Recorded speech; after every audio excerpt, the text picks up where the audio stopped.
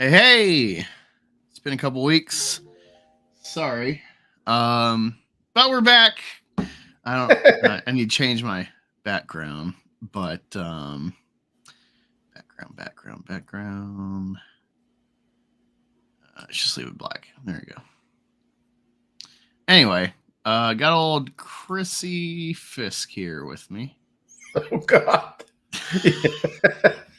Infinitale Chronicles. You what inspired this actually was I didn't want to bum rush the Judex guy with a like, cause I should have asked him like Sunday and I got distracted doing stuff, so I'm like, I'll just try to get him next week to like directly like be the guest. But I told him he can come on, but he won't be like the main focus today. But anyway, yeah, I saw your post something. I was kind of in passing. I'm like, well, I support that because it's more of your stuff, but I didn't really absorb it like an idiot. So you can disclose more with us.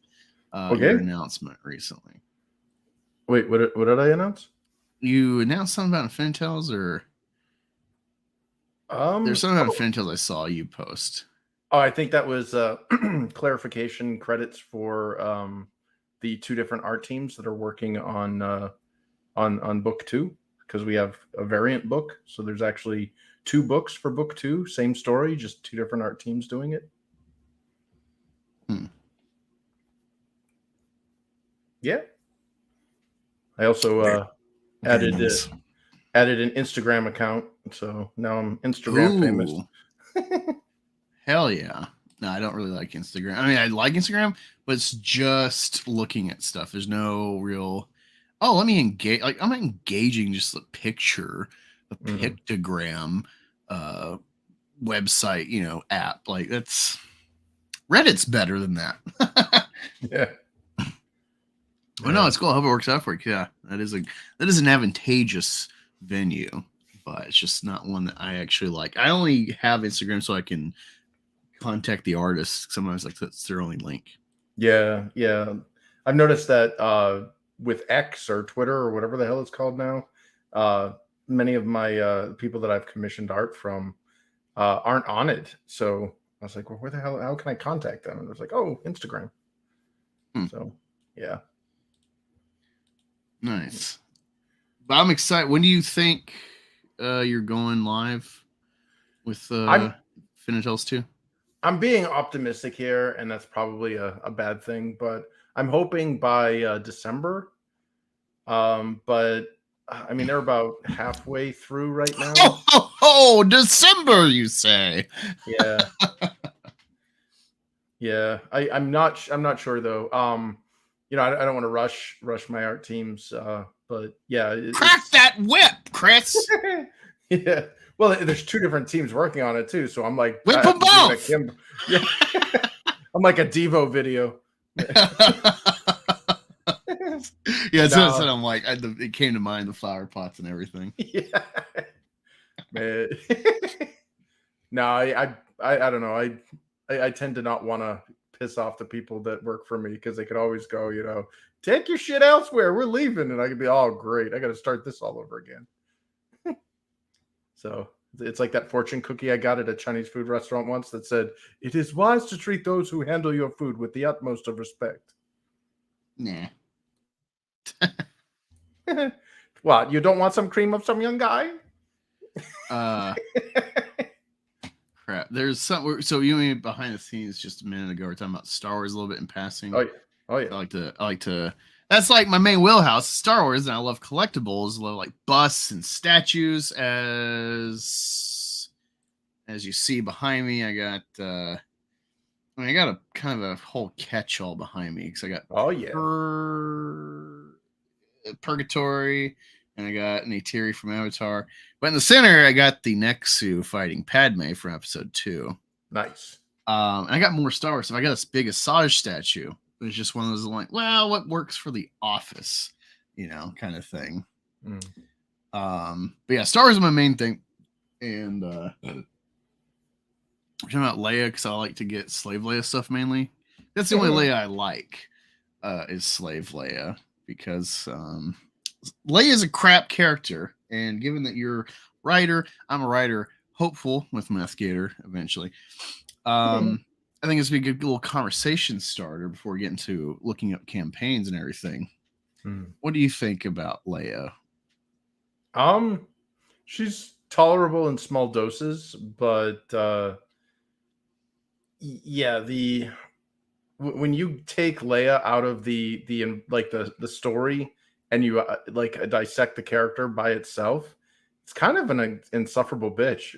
Like, you know, she's like, yeah, I'm smarter than everybody, and I'm better. Like, you're a little short to be a stormtrooper, and like basically a bunch of like, okay, fuck you, bitch, I'm leaving. Like, you know what I mean? Fine, you want to play this game? Stay where you are. We're not rescuing you. See ya.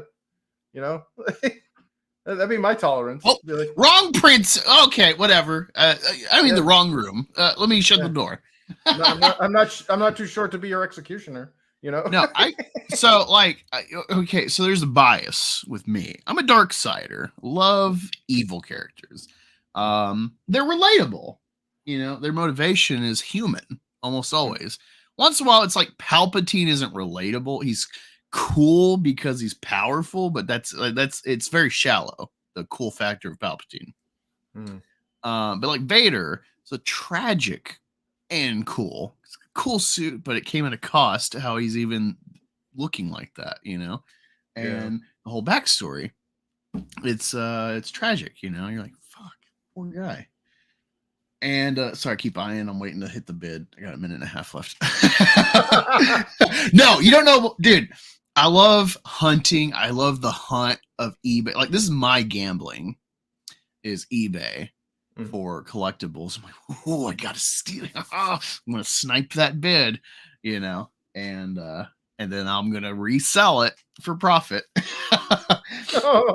And so yeah, I like to scalp the scalpers. Ooh. That makes sense. And one time there was a very advantageous thing to grab. And it's just because I looked up a certain statue, and it was of the nun from the movie The Nun. Don't really care. I mean, that's a creepy character from Conjuring 2, but regardless, it was only like $160. And I was just busy, or I forgot to like double check, and so I missed and it sold for under $200, which like everyone else, other listings for like new was like 500. So you see like the chagrin, like that stuff really gets me. So I'm like very focused on my bids. I don't let distractions get in the way anymore. Final 10 seconds. Let's see if I snag this bad boy. Bidding. Drum roll. Screen to load. Wait for the screen to load. See if I want it.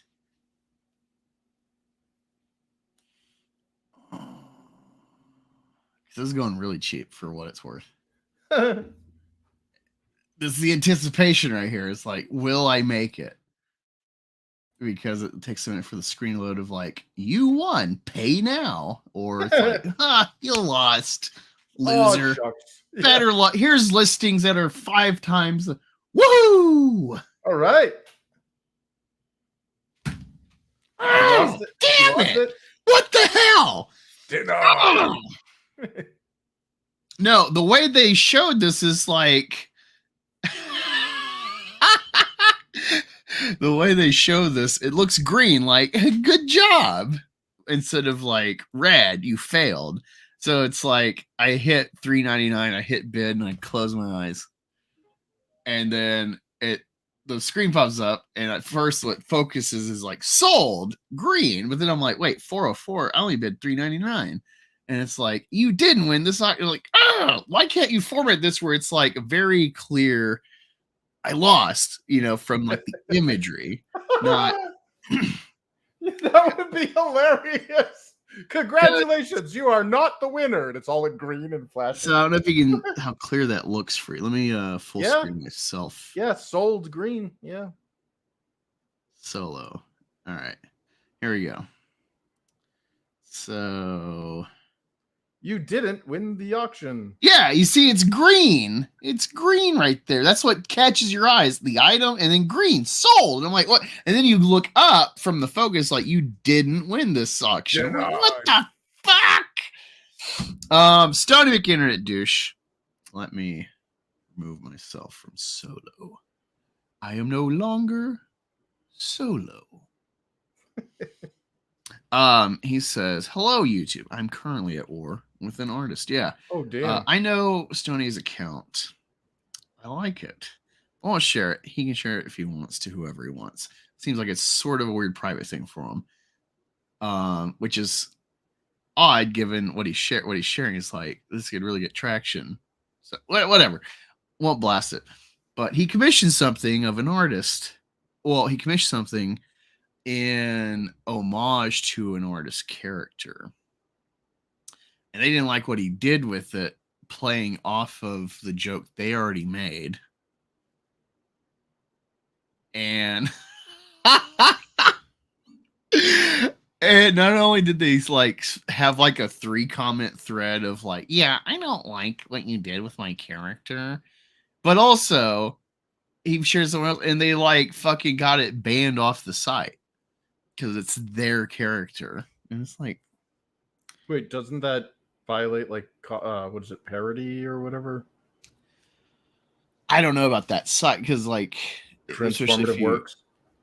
Yeah, I don't know, but it's just like, wow, I don't know. It just seems screwed up. Like, I love what Vito did with Super Killer, the George Floyd ISOM picture. Hilarious.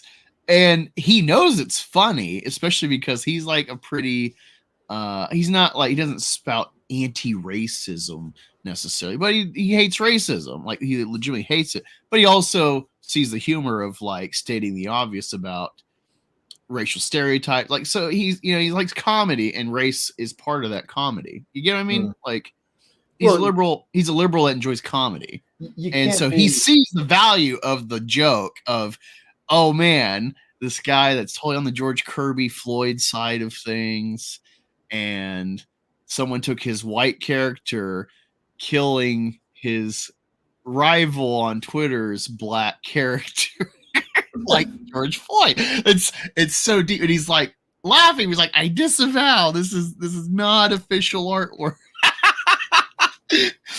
It's hilarious. Like, that's as far as you go. You're like, hey, I appreciate your fan art, but like, I can't promote this in conjunction with mine. It's not a perk. Yeah, so it's like, that's a good middle ground. Yeah. So Sony says, if they tried to copyright strike, I mean, I'd have counter strike. But the site I used has additional tools that let you just remove shit that has any of your characters in it for any reason. Oof. Yeah. But anyway, back to Star Wars. So now I'm making a shitload more of said art to spite them. Oh, damn. I love it. But yeah, back to Star Wars with Leia. So it's weird for me because, yeah, I think Leia sucks. And I'm a big prequel guy. On top of my dark side bias, I already hate Rebels because they're just the good, dopey, light side crap, you know. I couldn't even get through that one. The feminist stuff in there in Rebels.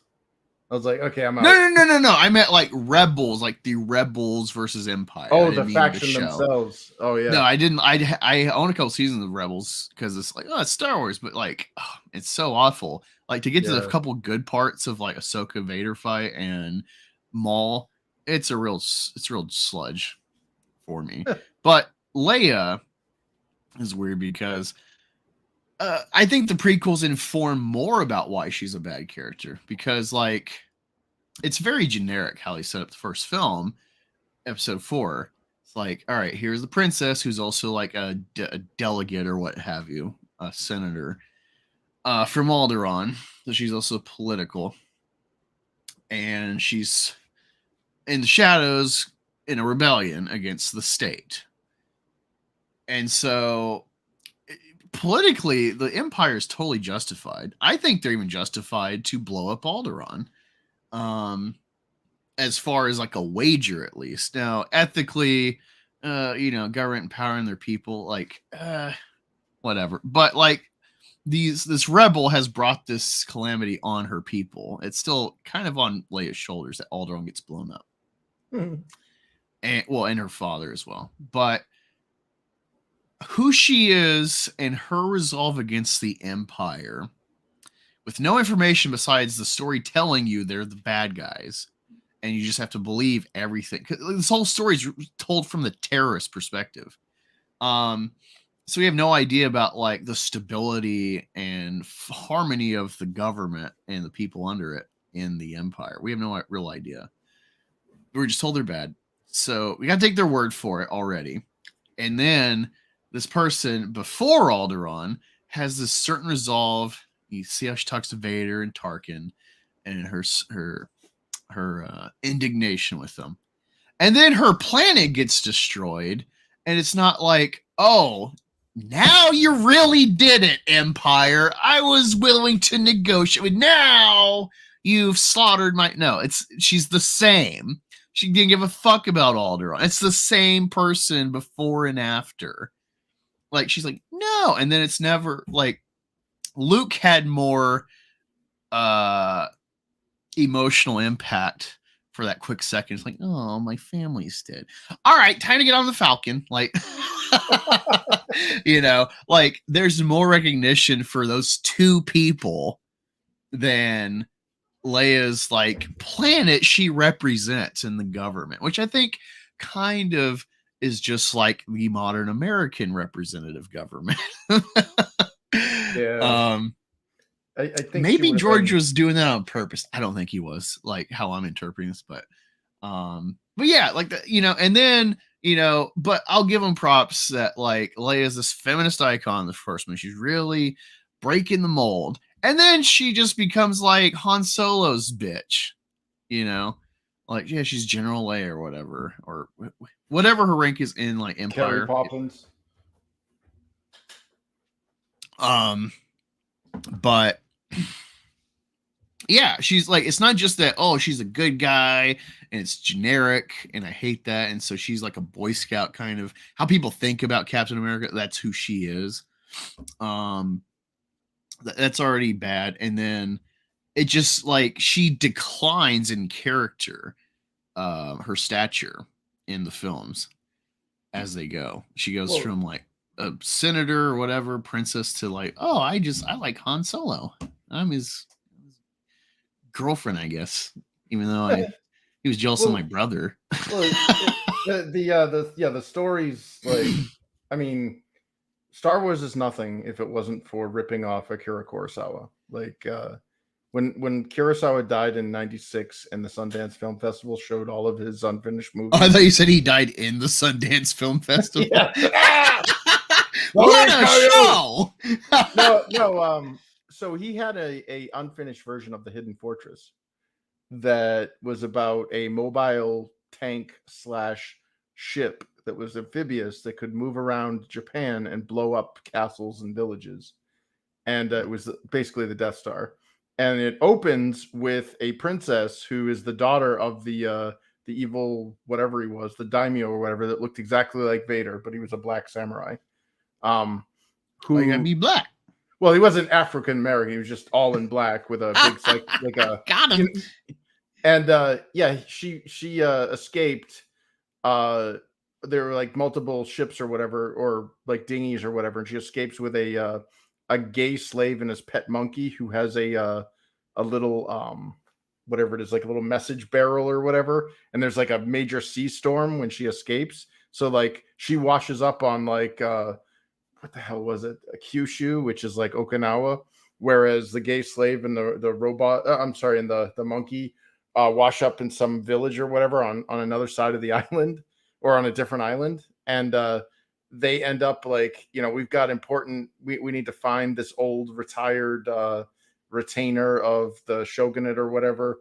And it turns out that it's basically Obi-Wan, and that there's this whole thing that like Luke is actually like, or Hiro or whatever the hell his name was like, basically like how you stumble, you're like, not Obi-Wan, yeah, fought not Darth Vader. Dude, it was so messed up. Like they even there's a part where they meet a Portuguese smuggler with his Swedish companion, who's this big bearded guy that speaks only Swedish, and so he's Bergen, and like they end up using their the smuggler ship to get the hero and the whatever he was, the retainer guy, over to like this other island, the Kyushu Islands, to get to the princess or whatever. And they're like, wow, a princess, and blah blah blah blah blah.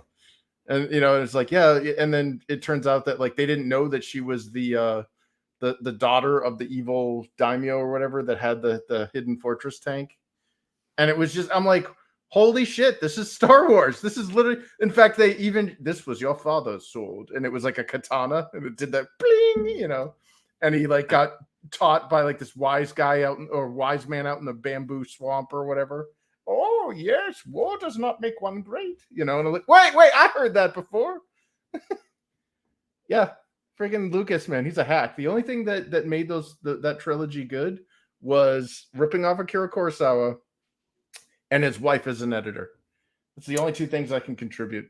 Wait, so you're not like a Star Wars guy? You're not a Star Wars fan? I was, dude. Until I started learning more and more about it, the less and less I became a fan. Because see, I didn't know that, but I have come up. What I say, my little saying about Star Wars is it's the greatest form of literary plagiarism, and I say that as a compliment. It's not an egg. It's like what George Lucas did is brilliant because it's in front of all of our eyes. We've all experienced these things. We all like intercultural fantasy, mythology, and whatnot. Everyone loves the Greeks, no matter how far away they are. They resonate. The templates, the ideas. Everyone's kind of making the same space fantasy mythology stuff, at its core, whatever the angle is. But like, is usually some sort of cosmic light and darkness, Lucas, just with the right teacher, kind of maybe to focus his brain with Campbell, he just harmonized the world's mythology and history into like, and he contained it in a familiar and visually understandable world, but it's no one's world, and thus it's everyone's world. Potentially, everyone can find themselves or a cog they're interested in. Worlds unexplored. It's brilliant because it's like I don't think anyone thought to hodgepodge everyone's stories. No, I think he just saw shit that he knew the general public didn't see, and he's like, I'm gonna rip this off and I'm gonna throw some 50s greaser shit and some space into it and just make it my own. He did I made this thing. I mean, look at the Mandalorian. The only reason why the Mandalorian was so successful is because they ripped off Lone Wolf and Cub. If they didn't do that, that story would have been garbage, and it did. As soon as they ran out of Lone Wolf and Cub story, it just turned into shit, and you turned into the Book of Boba Fett. It's unwatchable. The neutrinos or whatever. I was like, what the fuck is this? The new season. Yeah, I agree. It fell off, but I don't know. I don't think it's as simple as how you're putting it. Well, I don't know, man. I've worked with screenwriters. I've worked with Hollywood types. And a lot of them, not all of them, but a lot of them are like this. They're like, they got I made this thing. It's like, dude, you literally were just told. I was in the room with you when somebody told you their idea and you shot them down and then took it for yourself.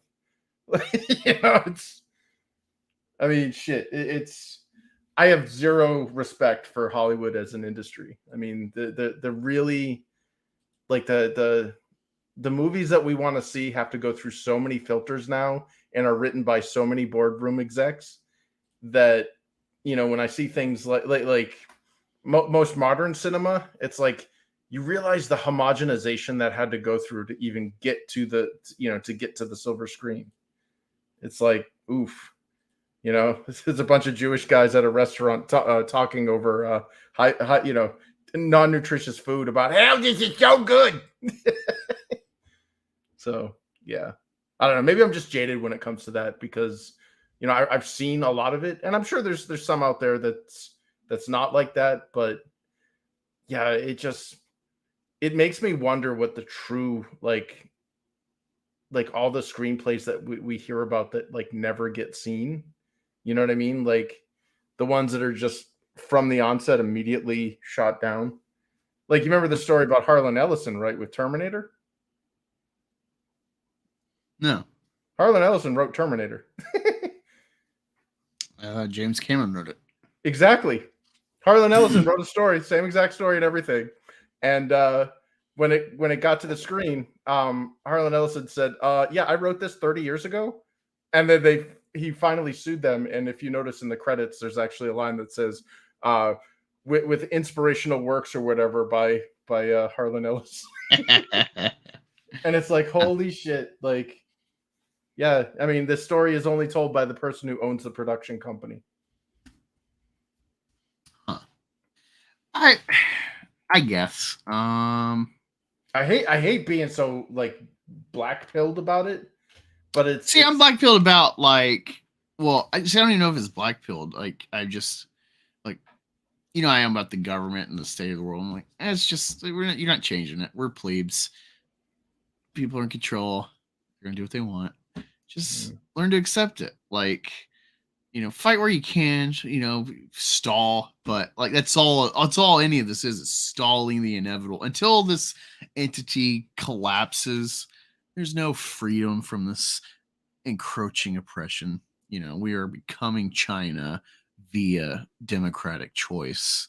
Slow game. Slowly boil I wouldn't us. call it democratic choice, but yeah. It's like the well, no. Here's my example. Here's like my stepping stones, if you will, the democratic stepping stones. This is my example, right? So people love to point to like China and the one-shot policy, the abortion. And it's like, well, like China, just as a governmental entity, the dictatorship, they're like, abortion. We're going to make you do it. Because they're in control of healthcare, they're in control of everything. So they can just make you do it.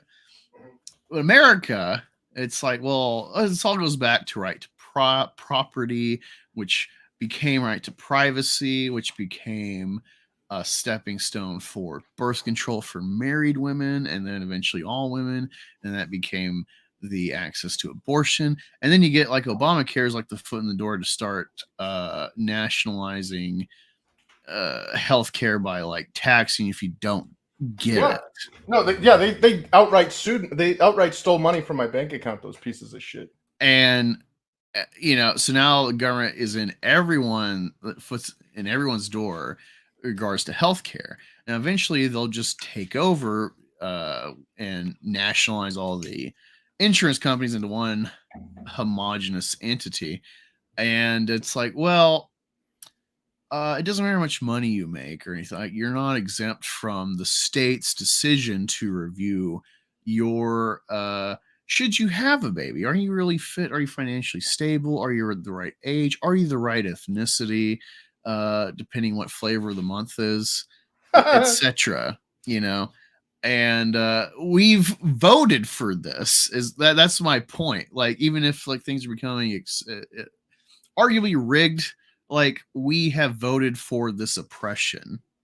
We've chosen it by right to choose. And then like Obama, I want healthcare, and it's the trickle down. And so that's kind of how I see like voting. We voted for our oppression. Well, it's a government that deceived its people by creating problems and then offering solutions to the problems it created.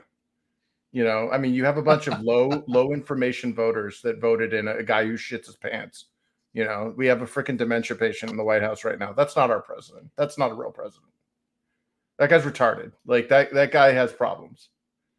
Like it almost feels like elder abuse sometimes. Like I hear him talking and I'm like, that's like my dad. And we're like going to be institutionalizing him. Like, that's elder. Like I wouldn't do that to my worst enemy, let alone somebody I don't know,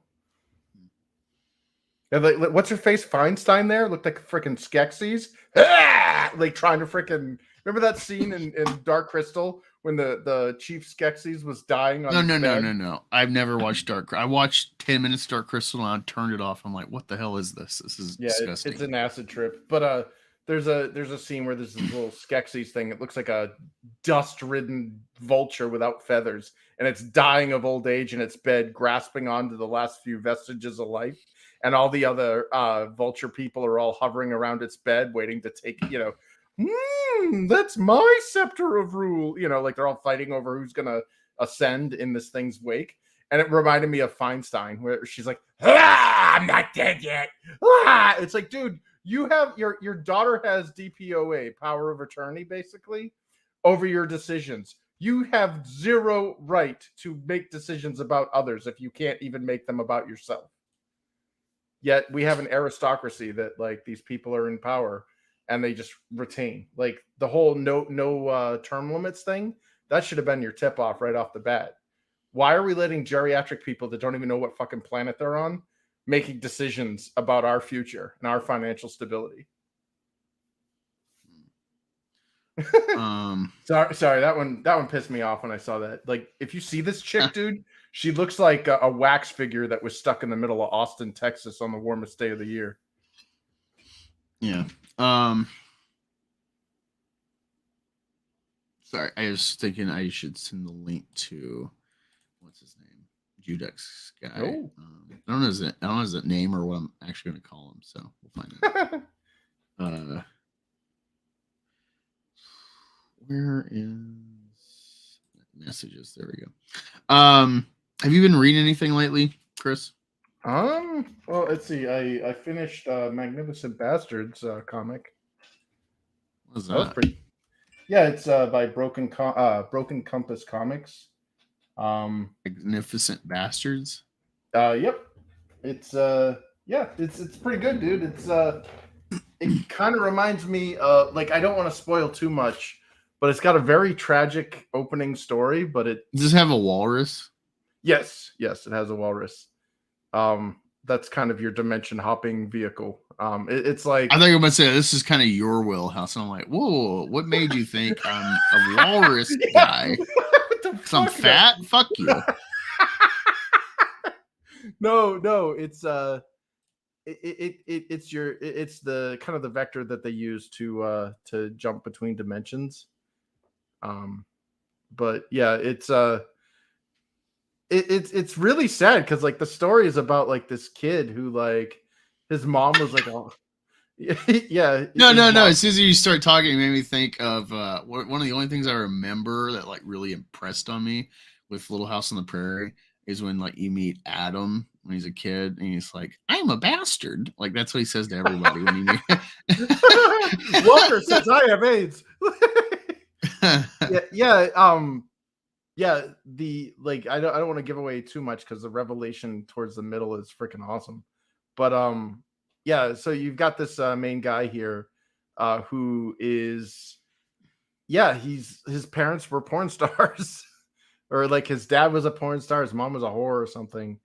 And he had a very, very terrible upbringing. And it turns out that his uncle had to take care of him after his parents like abandoned him or died, or I can't remember. It was probably abandoned and then died or something along that lines. But he'd get his ass kicked in school because they're like, hey, I saw your mom getting it in the cornhole last night. Look, check it out. I got it right here. So this is like Rob Zombie's Halloween. Yeah, and so he snaps obviously and sticks a pencil through this fat kid's cheek right there. But it makes him a tough son of a bitch, and he ends up becoming like a boxer, like a professional boxer. But he's also a mob enforcer for the Irish mob, and his uncle is kind of in like an Irish mob, a very low rung. And his uncle ends up he's like, something like his uncle gets like congestive heart failure or something, where there's like some health scare where he needs surgery to basically fix him or he's gonna die. And so he's like sets up his nephew there that he's been caring for. He's like, okay, you're gonna take a dive in the third round or whatever, and we're gonna make millions. No, actually, I don't think it was take a dive. I think it was win this match and we'll make we'll use the payout or whatever to pay for my surgery. And he ends up fucking it up somehow. And his uncle's like, now I'm gonna fucking die because of you and all this shit. So he's like, fuck it, we're gonna turn to bank robbing. And he assembles his little crony clique group of stooges. And one of them is that fat kid that he stabbed. He's like, from the moment I stabbed him, I asserted dominance. So he's like, this kid's now my bitch. And now that we're adults, like he basically does everything I say, but it turns out he's an asshole anyways. And they try to rob a bank, and apparently the guy's little brother, who also, the one that he's always been watching out for, becomes a cop. So he's a bank robber, and his little brother's a cop, and his little brother catches him while they're trying to heist the bank. And then from there, things get real fucked up. Nice. I was looking at the art. Strangely, looking at these covers. It's all right, but besides the Walls picture, I get like no connection to the rest. Like this. Yeah, but the cover, like this one, is not as good as the interior art. Like it seems something like, oh, okay, amateur. But then I see this and I'm like, okay, this is like cool. It's like you can see this in Image Comics. Art style. Like this got real quality and character to it. So yeah, a little bit of an inverse there. yeah, I know. I always make it a mission to at least have one cover done by the interior team, so that you don't get that bait and switch thing. Because a lot of times it's like you said, you get the reverse. You get this amazing variant cover, and then Xenoscope. Oh my god! Every time I'm like, whoa, a hot chick, cool, and then I'm like, what is this? Yeah, like what the fuck happened here? For a cover. Yeah. Oh, damn it. Yeah, I again, like I if I could give any advice, it would be that is make sure at least one of your books has the interior art team make the cover. Sorry, just clicking on a random tab.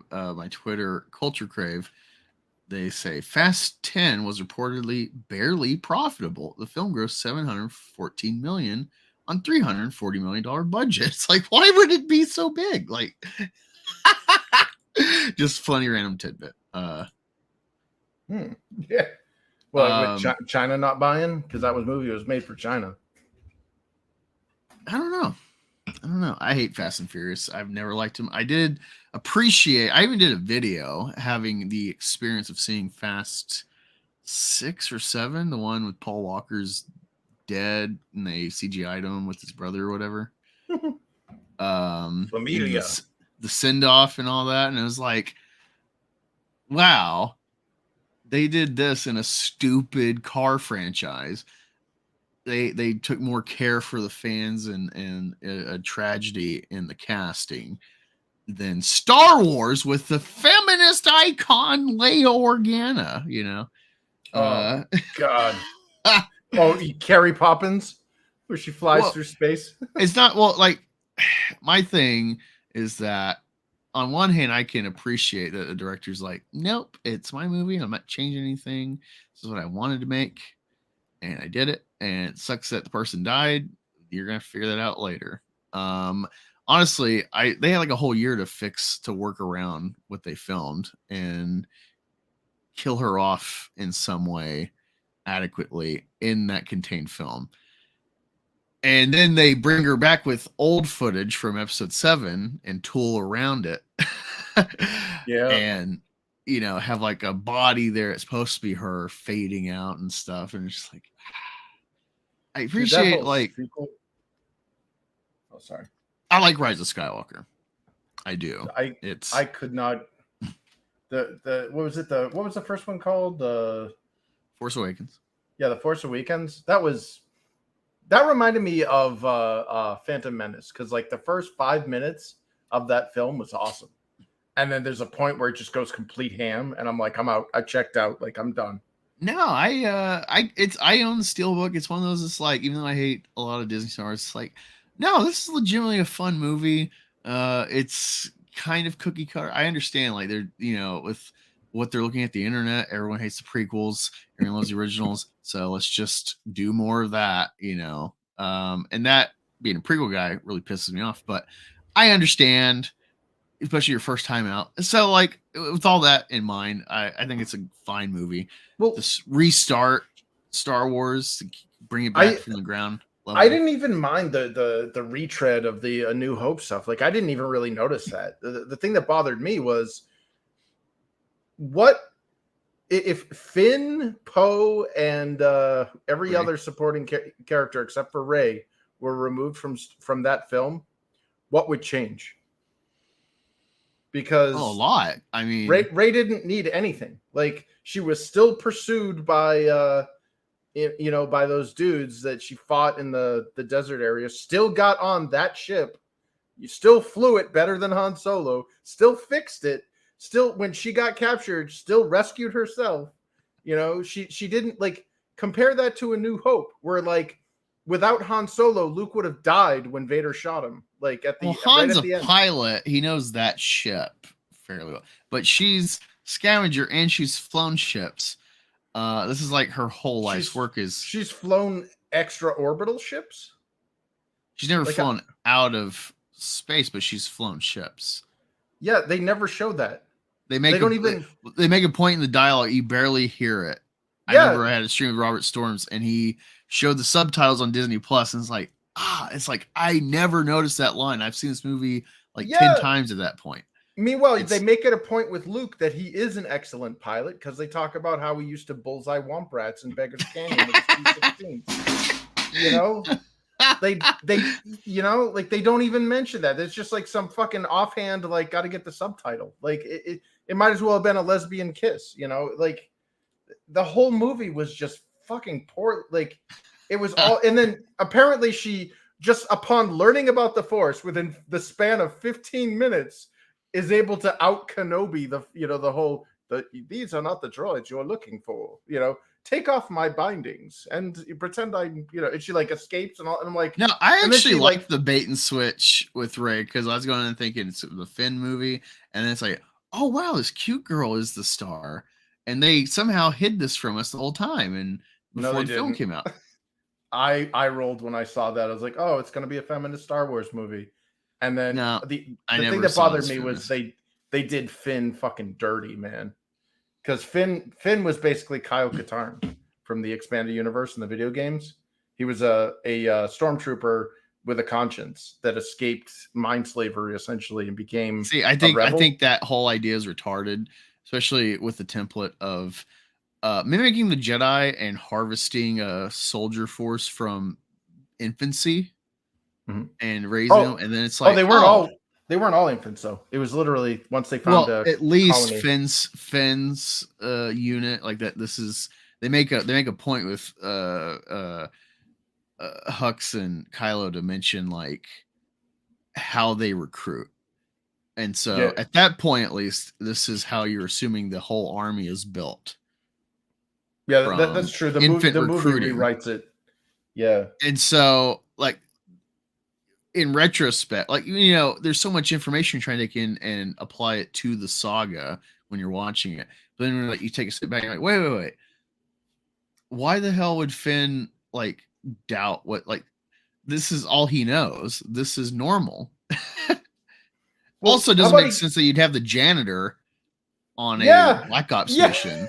Yeah, or the fact that he's heartbroken when one of his comrades dies, when the blood's on his helmet and shit. Well, that makes sense. That one of his comrades is dead, and it's like, oh no. But he goes from give you resolve to kill more of these people. No, what I'm saying is it goes from that to suddenly turning 180 and killing all of his own men. Yeah, and he's like, woo, yeah, that's Poe Dameron killing all my comrades. Woohoo! Yeah. Exactly. Like, but like, you're watching it and you're thinking of, like, Luke Skywalker wore stormtroopers, and you're like, you don't think about, wait, they just mentioned that he's been harvested as a child. This is all he knows. He doesn't even know his family. This is his family. And they should have made TR-8R, the traitor trooper. They should have made him have a piece in the story, so it would, like, round out and be like, oh, now they're clashing. Like, maybe they were buddies, or maybe, like a classic, like, rival. I'm watching the what's the movie? Devil's Backbone by Guillermo del Toro. Oh yeah, I love that one. I'm about halfway through. I've seen it before, but I didn't pay attention at all, so I'm rewatching it. And like that setup where you got like the bully and the new kid, and the bully doubts him, thinks he's a piece of shit, whatever, and will shit test him. But even when he succeeds in the shit test, he's still going to undercut him because he's a rival. They should have had something like that classic bully new kid template, with TR8R and an FN2187. Anyway, talking comics. So my library randomly will have stuff pulled off the shelf and put on for sale, and you can get stuff for 50 cents a piece or 3 for $1. So I'm gonna show you some of the buys I've gotten. Most of them look like woke crap that doesn't get checked out, and I'm just like, let me see what this is. All right, so first off, there's a book, Soupy Leaves Home. This is from Dark Horse. When Pearl runs away from her abusive father, she has nowhere to go until she stumbles upon a disguise that gives her the key to a new identity. Reborn as a boy named Soupy, she hitches her star to Ramshackle, a hobo who takes her under his wing. Ramshackle's kindness and protection go a long way toward helping Soupy heal from her difficult past. But he has his own demons to wrestle with, and he'll need Soupy just as much as she needs him. Two misfits with no place to call home take a train-hopping journey from the cold heartbreak of their eastern homes to the sunny promise of California in this Depression-era coming-of-age tale. And it's like, the fact they keep calling her when she's like changed to a boy, it's like, trans. Yep. So we'll see how that one is. Here's one I never heard about. This is from DC. This is from like the New 52 era. It's called Prez. Look at that. Is that a mental illness haircut? Oh, I can't tell. She's got a hat on. Is there a side shave on there? So they got this like racially ambiguous person posing like Washington crossing the Delaware. Here is the back of it. Yep, mental illness haircut, side shave. All right, so here is the pitch. America's first teenage president. The American people have just selected a new president, Oregon teen Beth Ross, a.k.a. Corn Dog Girl. Age restrictions were abolished when corporations gained the right to run for office, and voting booths have been replaced by Twitter, making just about anyone eligible for the nation's top job, including the viral video famous Corn Dog Girl. Now the eyes of the nation are on Beth, but in a world so out of control that the poor are willing to shoot themselves on TV for a chance at a better life, will even the new president have the power needed to overthrow the nation's true leaders? Boss Smiley and his corporate shadow government? Wow! Wow, that's like you need some serious levels of masochism. Hello, like Admiral Wackass. Hey. He says, God damn, I hate it. Yeah. And he also says, is the corn dog in her pants? Yeah, I want to see this corn dog video. Should make it vanish? The old library barcode is covering one praising blurb, but from AV Club The Onion, Prez has become a standout title with its sharp political commentary, bold sense of humor, and intricate world building in both the writing and art. So this is something I saw it. I'm like, I can't resist getting this because it's like, who the hell approved this? Yeah. Let me see. When did this come out?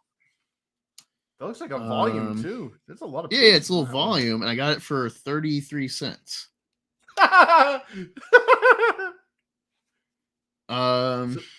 So what you're saying is that's its value. This came out in 2016. On the cover, you see a guy, the red hat says baller. Oh God. So interesting. I couldn't resist. I'll look into it later. And that's then like torture. You read that to the old folks that treated their kids poorly. Oh man. And then this one I've never heard of, but it's the deluxe edition Batman Whatever Happened to the Cape Crusader by Neil Gaiman and Andy Kubert. Oh. That actually looks kind of legit. Yeah. I love Batman, so Batman's such a durable character, so looks interesting. What does it say? He is Gotham City's protector, its avenging spirits. Dark Knight. For years, he has waged a one-man war to keep its streets safe. But tonight, that war has claimed its last and greatest casualty, Batman himself. The masked manhunter lies in a coffin in Crime Alley, the place where he was born. His closest friends and deadliest enemies gather to pay their final respects. Each of them tells a very different story of the Batman they knew, how he lived and how he died. Like a shadow in the night, a dark figure watches over this macabre memorial. He knows that the contradictory tales these heroes and villains are telling cannot possibly all be true. Before the night is over, before the lid is closed on Batman Forever, he must answer the question, whatever happened to the Cape Crusader? So this sounds kind of like it's going to be written like, you ever read Superman for All Seasons? No, but is it like okay? Superman for All Seasons. I read it. I'm not a Superman fan at all. It's the only true Superman comic I've read. I've read stories where he's in it, but I've never read Superman.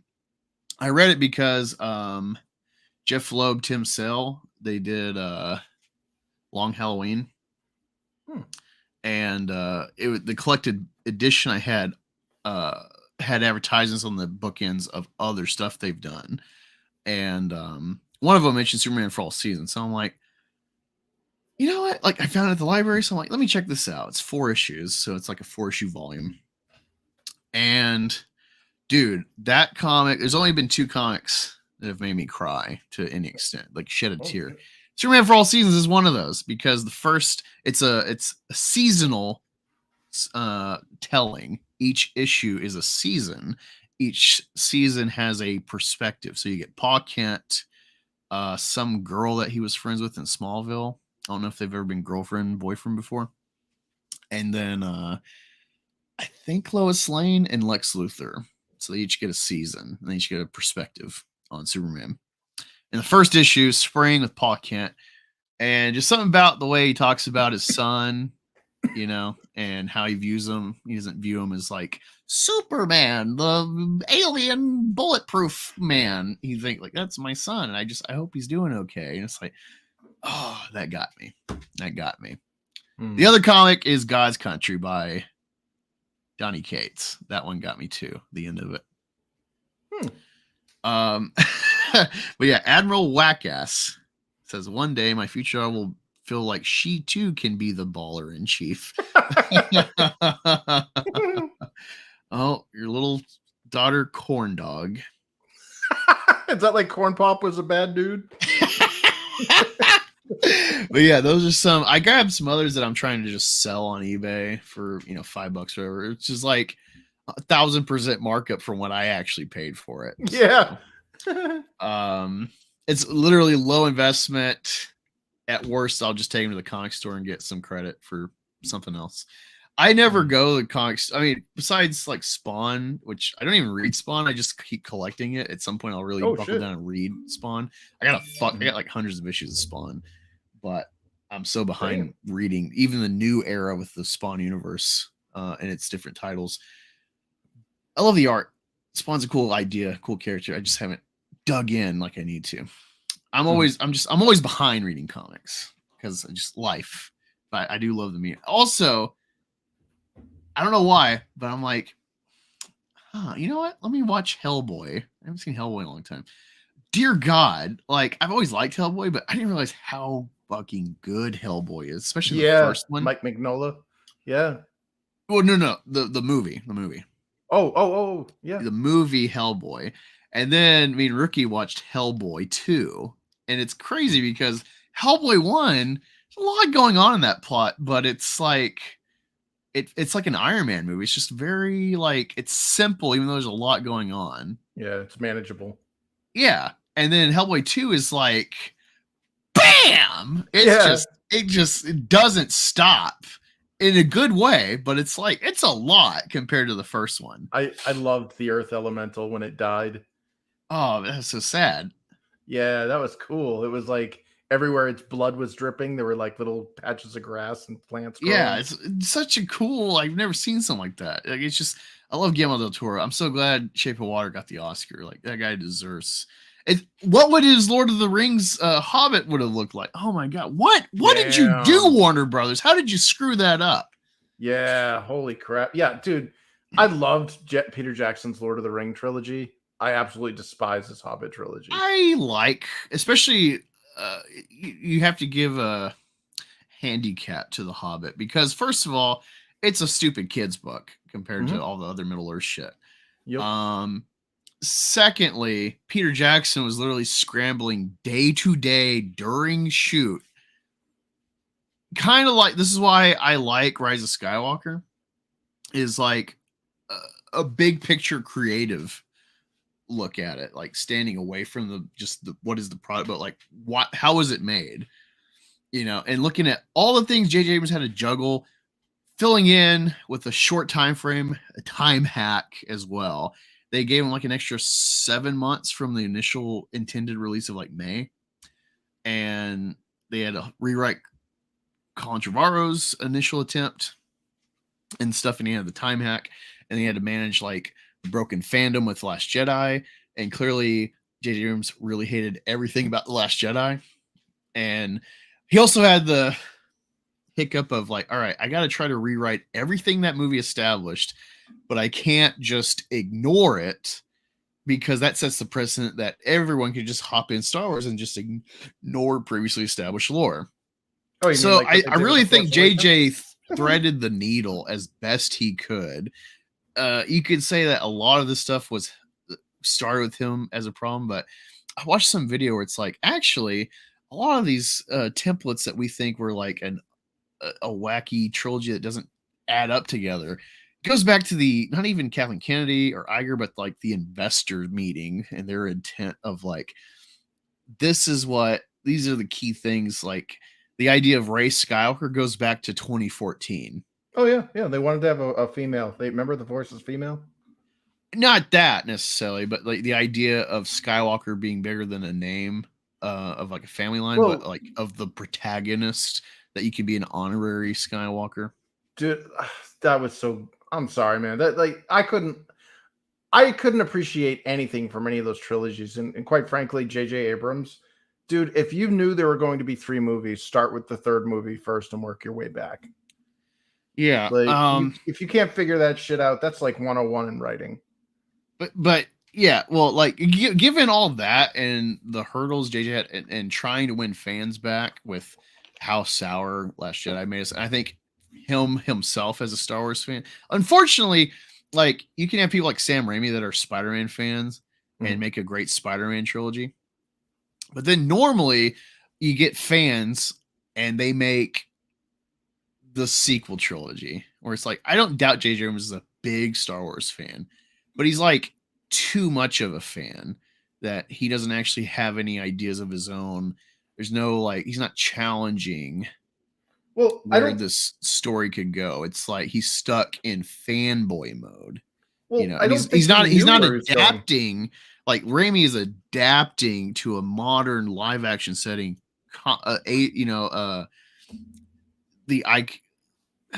iconic comic storyline. So he's just tooling them to a modern day live action. He's not necessarily having to write new lore for Spider-Man. So it's kind of different, but at the same time, it's like there's a lot of lore that they pulled from for Star Wars Episode 9. But it's just, I totally get just if you're just looking at the story, you're like, well, fuck that. But it's like, I see it like through a creative lens. I'm like, I really appreciate the attempt at servicing the fans that Episode 9 was. Well, for me, it's like you don't need to be a chef in order to know if somebody can cook well, And the way that I approach a story is like I don't need to be a writer in order to enjoy the story. And that trilogy, like as much as I despised the prequel trilogy, like I thought that was garbage writing. Fuck you. At least Lucas had an understanding of where to go. Like he progressed the story to a point where he knew where it was headed. With J.J. It's Abrams, also logical. well, what he did with the sequels is they winged it. Like they didn't know what was going into the second movie. So by the time you got to the third movie, it was literary spackle of the second movie, and it was a big panic rush job. It's like, had you started from the project's onset of saying this is what the trilogy is about, then you could have worked your way backwards and made a coherent story. But those fucking sequel films are so bad they destroyed that franchise. Mr. Wackass, what do you mean by this? What are you talking about? The Hobbit or what? Let me know. Yeah, with this idea of Rise Skywalker, Peter Jackson was essentially doing an even tighter a tightrope job than Abrams came into. And he pulled it off, man, with the Lord of the Rings. No, with the Hobbit. Lord of the Rings had years of pre-production. Yeah. The Hobbit was corporate meddling. They're like, you got to make 3 movies. It's like corporate meddling and yeah, they really changed directors. And so, like, well, Jackson's already made the Lord of the Rings. This should be a easy, but like, God, what a stressful job that would have been making the Hobbit. It was a setup to fail, to be honest. Yeah, exactly. That's what I'm getting at. It's like he, say what you want about those movies, but it's like the fact that they completed them serviceable, how they did, is really digging into behind the scenes stuff. It's like it's really a real testament. So like, just aesthetically, you can tell there's a lot of Guillermo concept artwork that came into the world of The Hobbit. The Hobbit was supposed to be a bit like a different. I don't know if it's necessarily supposed to directly attached to like the established Lord of the Rings trilogy. I think it's supposed to be like his take on this franchise for this era, not necessarily, this is one for one, this is the same exact continuity. So aesthetically, especially with like the goblins and stuff, it just looks so different from what we're established with Lord of the Rings. And well, in Tolkien's world, goblins and orcs are the same thing. I'm always confused about that because they mention goblins and orcs, and I'm like, I don't know what the difference is. And then also you have Uruk-hai, which those are just super orcs. So that's when they mixed men with. I love Uruk-hai. Yeah, I love the Uruk-hai. But in The Hobbit, they don't make one single reference to orcs. In fact, that scene where they're chased up the tree and they're all hiding up the tree, those were actually talking wolves. There was never any Bolg or that white orc with the tree branch hand. None of that shit existed. I love Bolg. Yeah, none of that shit existed in the books. That's all made up. They all shoehorned a bunch of Lord of the Rings who's Azog? Azog the Defiler. Yeah, he was love him. Completely invented. Or he might actually exist in the Silmarillion or something, but he is not in the Hobbit at all. And that whole battle, that showdown where like Galadriel turns and like chases freaking whatever with the necromancer. Like that's not in the Hobbit. There's no reference. They like shoehorned Lord of the Rings components into the Hobbit, and it actually made the movie worse. Honestly, what pissed me off the most about the Hobbit, like, first of all, there's the whole Da crap, the Lake Town fuckers. I hate Lake Town. God. Hate them. I hate the mayor's like henchmen. I hate the mayor. Yeah, like this is the problem. This is why I hate the Hobbit. Like conceptually, book wise, it's a stupid kids book. And it tells like essentially a prequel to Lord of the Rings for Bilbo, but it's a stupid kids book. It doesn't really belong in the same universe. No. And then you adapt it and it's a stupid kids book, but then you're trying to also be like, Lord of the Rings is like this dark, brooding world, even though it's like, the story, the cinema you're supposed to take away is like, even in this like dark time, like, oh, it's like happy Hobbit, but when you're like, oh, the tragedy of Thorin Oakenshield and etc. and the dwarves and their Jewish exile, essentially, Yep. and their shame, they've lost their kingdom. Eredor. Now they're peasants. They scrounge for they were a noble race. Now they're fucking peasants scattered among the Middle Earth. Mm-hmm. And then a noble tries to reclaim, their they're eating. Good stuff. And Bilbo can be like the silly, and I think Freeman was amazing for that series. Oh yeah, I loved him in that. He's a good little like twist to these, but then also the like downtrodden, depressed dwarves also like silly time. We're gonna make a mess and eat all your food. Yeah, that's what we're sad and it's tragic and epic and it's like. And then you also bring in the fucking Lake Town family and I hate that. Like it's like you're down to modern English people in America and England. No one says da. They say dad or father. Or it's Papa. Like Middle Earth. It's Shakespearean. It's you don't say hey dad. It's father. Well, they also shoehorned modern feminist garbage in that film. If you recall. Yeah, so if you look back at the Lord of the Rings, the Battle of Helm's Deep, all of the women and children were hoarded into the antechamber or that like the catacombs or whatever for protection. They're like, if Helm's Deep should fall, like this is the final bastion, and they were sent, and they had that one heartbreaking scene where they actually show like a 12-year-old little boy, and they put the helmet on him and give him a weapon, and it shows like. Does a flash over to a bunch of the Uruk-hai, and you're like, that kid is fucked. He's gonna die. He's a man. He's a man. That's his job. He has to die to protect the women and children. So he's gonna die, but at least he's fulfilling his role. But then you look over at the Hobbit, and they have the scene where like they're doing that again with the they're fleeing Lake Town after Smaug or whatever, and the orcs were attacking, and they're like, okay, we got to get the women into this, like the city or whatever for protection, like the women and the children in the city, so that so that they won't die essentially. And then the crony there from Lake Town, the little governor's friend there, pretends to be a woman, like dresses up as a woman so that he could go with them. And then they go to that area, and the women are like, girl boss moment. We're not going to hide. We're going to help the men. And they like took down a freaking cave troll by themselves and shit. And I was like, okay, I'm done. Like, I'm out. Like, see, this is a temperament thing. And this is like with like, the Sound of Freedom weirdos and stuff where like, oh my, the woman did this. Like, I feel like if Lord of the Rings came out today, the films being the same, I would say the same for like X-Men. There's certain movies that we're like, oh, why can't they just be good like this? And it's like, well, if those came out today, you would be not you, but like you, the fucking geeks and gamers and all these retards that, want to grift on outrage, would gin up outrage about, the feminist, Eowyn, of course a woman has to defeat the Witch King. Well, there's funny thing about that. No, I know it's in the book. I know it's in the book. In the book, it reads kind of woke, given what we call woke today in feminist. In the book, the Hobbit actually does it. She delivers the final blow, but the Hobbit is the one that fucks up the Witch King Angmar.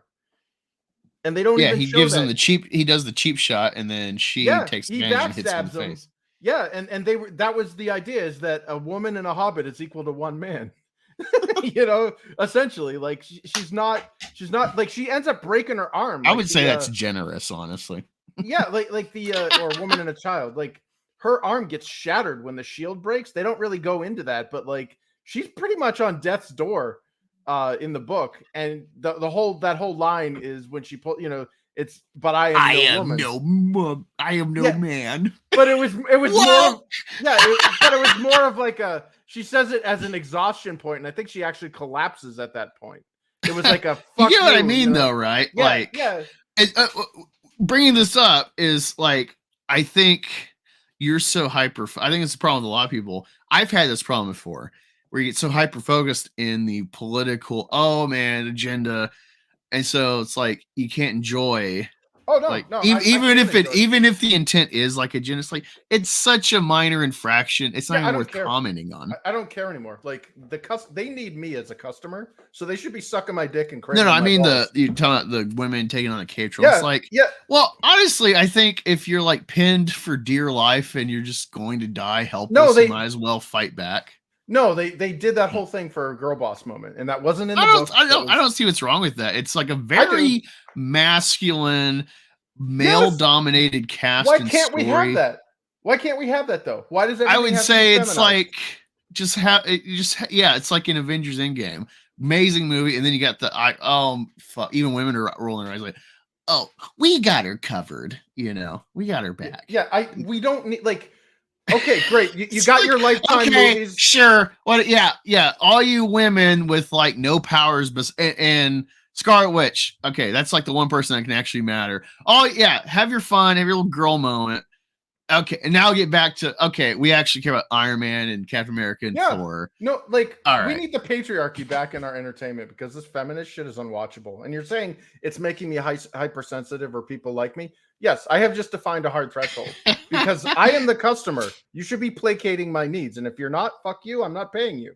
Wackass says it's a great scene that speaks to women in Britain taking roles to help in World War I, national pride. But yeah, in current context, it is nauseating. Honestly, I've never liked that scene in where it's like, I am no man, stab. And I'm like, fucking, you kill the Witch King with a stupid little girl she says it after a baby hobbit. Fuck you. If I recall in the book, it's like Ewoks, like that type of shit. And then like Legolas sliding, everything Legolas after Fellowship of the Ring is just cringe as fuck to me. Because it's like, I hate, just like your book, where it's like, you hate elves, you'll love my book. It's like, I hate elves because like, this is the thing in Hellboy.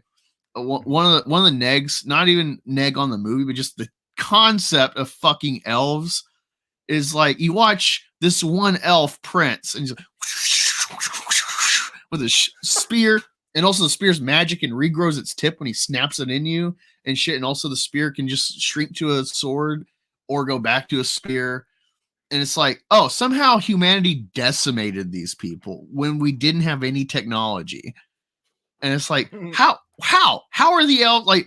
This is a problem when you write, fantasy into like already established real life and try to tool it in. We're like, all right, well, there's no elves anymore, so where are they? We must have destroyed them. And it's like, how? Well, I mean, obviously, as a writer, you have to create, if you're going to make something that's so omnipotent, or at least something that's like super buff or whatever, you need to have its Achilles heel. It's kryptonite. Something in there needs to make them weak. Honestly, Eowyn and fucking Mary taking out the Witch King is, I would say, and I really hate the Ewoks. I hate them worse than Last Jedi. Like any part or the whole of Last Jedi. Ewoks are the worst thing in Star Wars. They're so fucking stupid. The idea that these stupid teddy bears take out the Empire. That's another problem with the dark side and my fandom and being an Empire and all that. Watching the original trilogy, it's like, well, the Empire, even if you're going with this idea of like, well, it's really just they exhaust you with numbers. They're not really that proficient force. They're just exhaustive, like the Persians or something. Attrition. Or a swarm, or like the USSR. They're still in control. There's still a legitimacy, even if it's like they sacrifice lots of numbers. There's still a formidable force with their technology. And then teddy bears fuck you.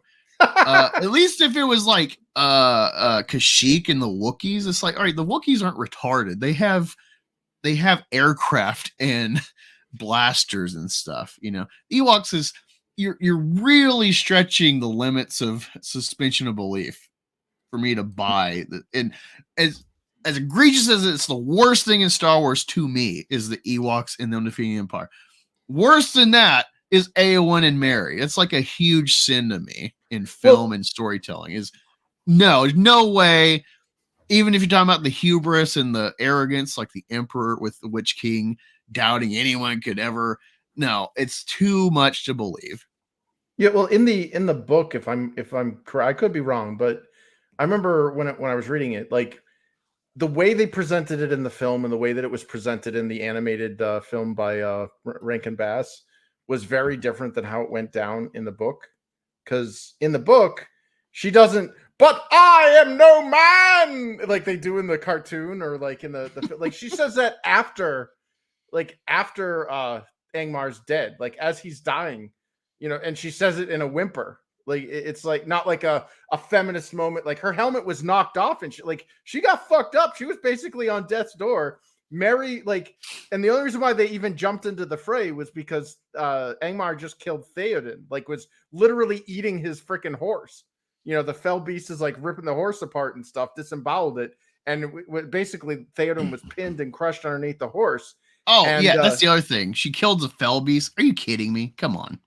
I don't know how that. I can't remember how that one went in the book, but the actual in the movie, she just does a dodge and slice like fucking in Hercules. one hit.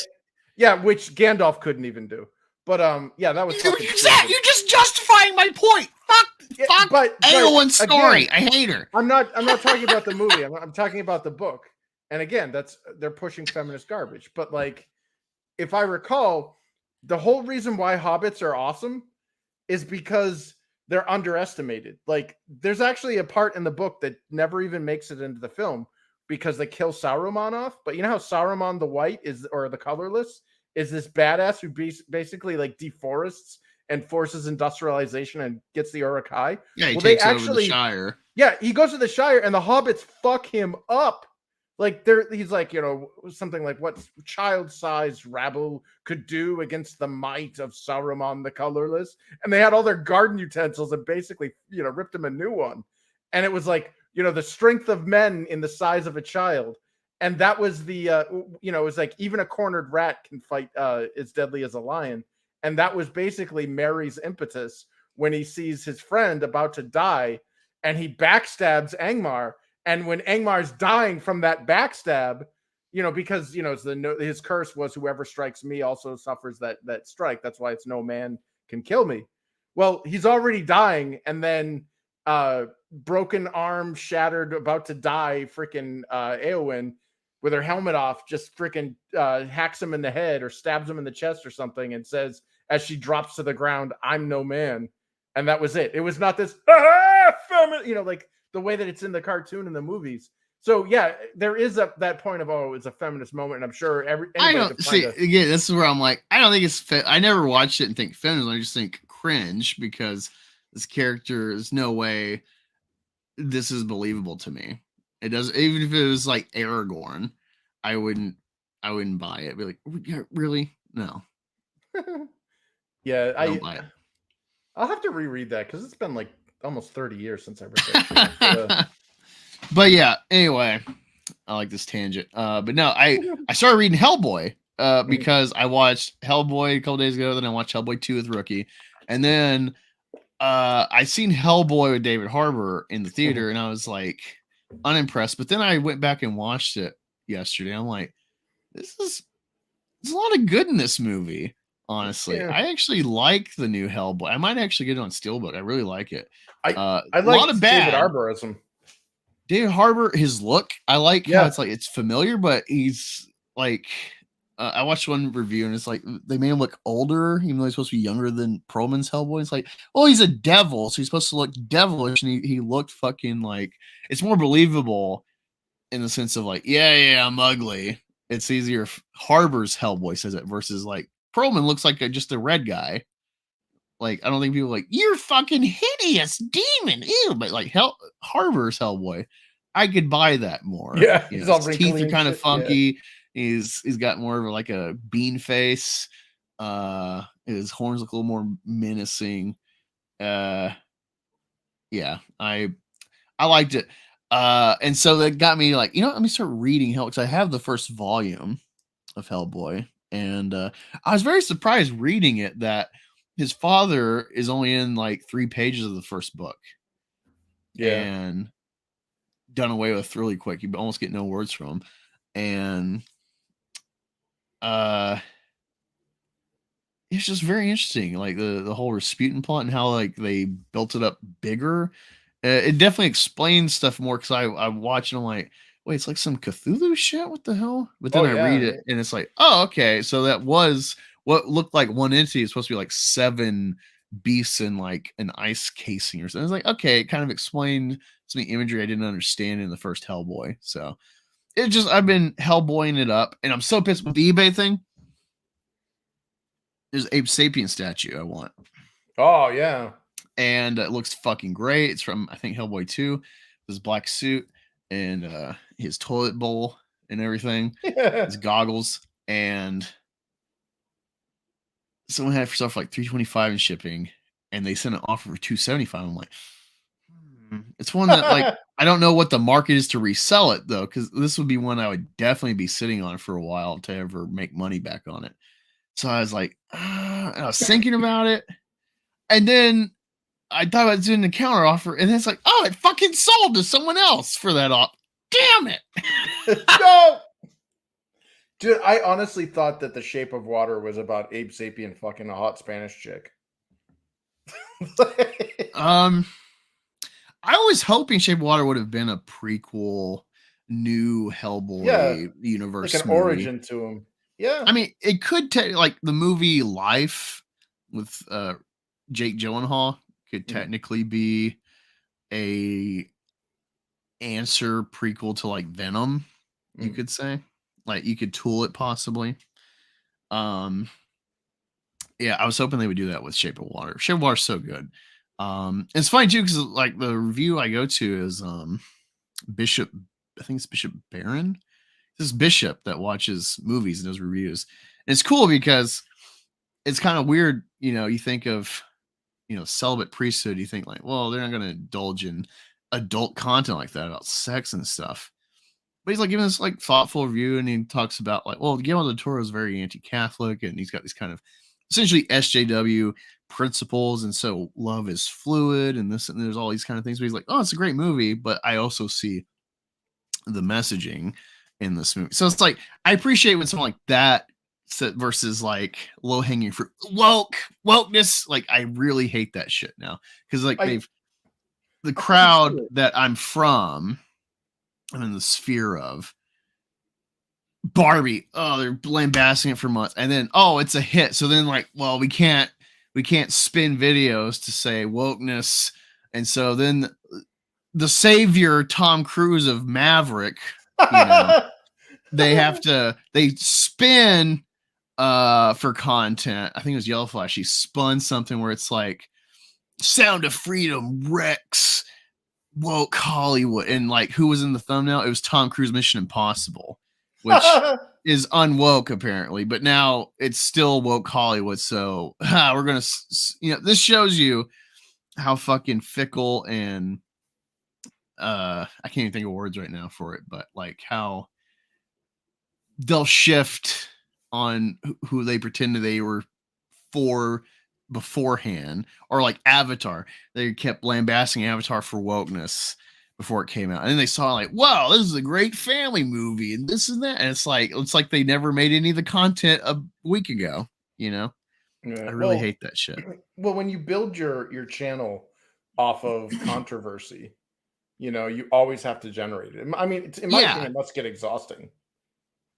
It's like, how is that fun? Like, I want to go to like, I don't when I go to movies, like I'm really good at trailers. So I can watch a trailer and be like, oh, that's gonna suck. Oh, they're probably gonna do this thing or whatever. It's gonna be generic. We've seen this before. This is just this movie. Like, I didn't know what to think with Joker, but then seeing Joker, it's like, well, it's just Taxi Driver with an inversion, but it's got a very profound modern message of awareness. It's essentially talking about like internet and hiding behind a mask, but then there's the Joker who really is that person. Like his mask is himself, and so there's a profoundness aside from the inverted template of Taxi Driver. So yeah, I didn't know what to think when what's that? Sorry, I was just gonna say Joker was a really sad movie. Like I would take that out of the context of a superhero film. Ignore, like, you could have said this movie, you could have called this movie anything and took out the whole Batman and all that stuff, and it still would have stood on its own 2 feet because it was basically a tragic story. Well, yeah, it's a tragedy, but like the profundity of what it explored though was things very few films like basically they're like, this is how you create a monster. Okay, you take 1 part's mental illness, 2 parts divorce, and spin it in an uncaring society, and this is what you get. And it was like, wow, like if anything, it was a warning. It was like, you are creating the next terrorist. Like, Yeah. No, I agree. As soon as I saw it, I'm like, this movie, especially when it made $1 billion, everyone talked about it. It's like this movie tricked people because Todd Phillips was smart enough to make a story that's just could be about any guy and then put the Joker skin on it. And now it's tied to Batman and it's got DC. And so then everyone's going to look at it now. He tricked everyone to watch a real movie. Like everyone cried about they're tricking you. See, they said it. They said they're tricking you to watch gay. It's like, oh my God, you don't know how to fucking read. This gay director who does like art house stuff directed the Bill and Frank episode. And when he's talking about tricking you, he's talking about making art that like people are going to watch the show for zombies and action, everything they're expecting, just having played this survival game.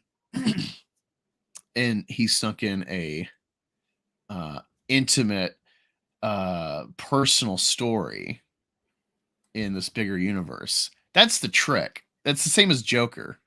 I really appreciate stuff like that.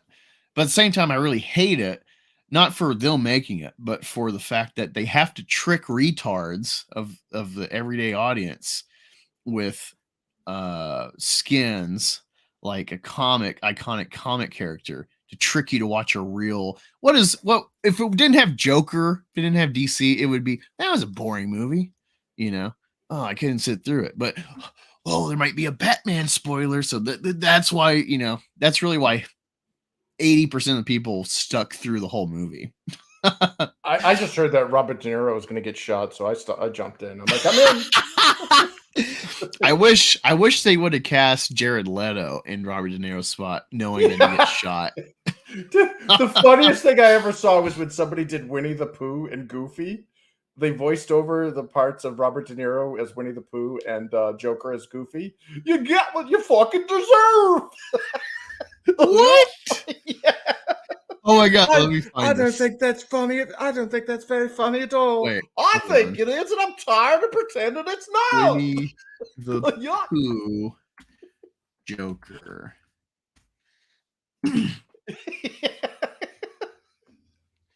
Oh my God, we're gonna watch this. Yes.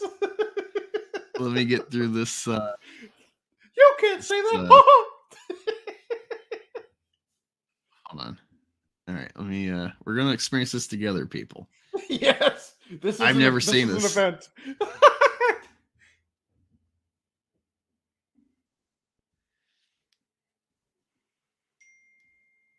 Knock, knock. Who's there? It's the police, ma'am. Your son's been hit by a drunk driver. He's dead. Yeah. No, you can't joke about that. Yeah, that's not funny, Goofy. That's not the kind of humor we do on this show. Okay, I'm sorry. It's just, you know, it's been a rough few weeks, Winnie. Yeah. Ever since I killed those 3 Wall Street guys.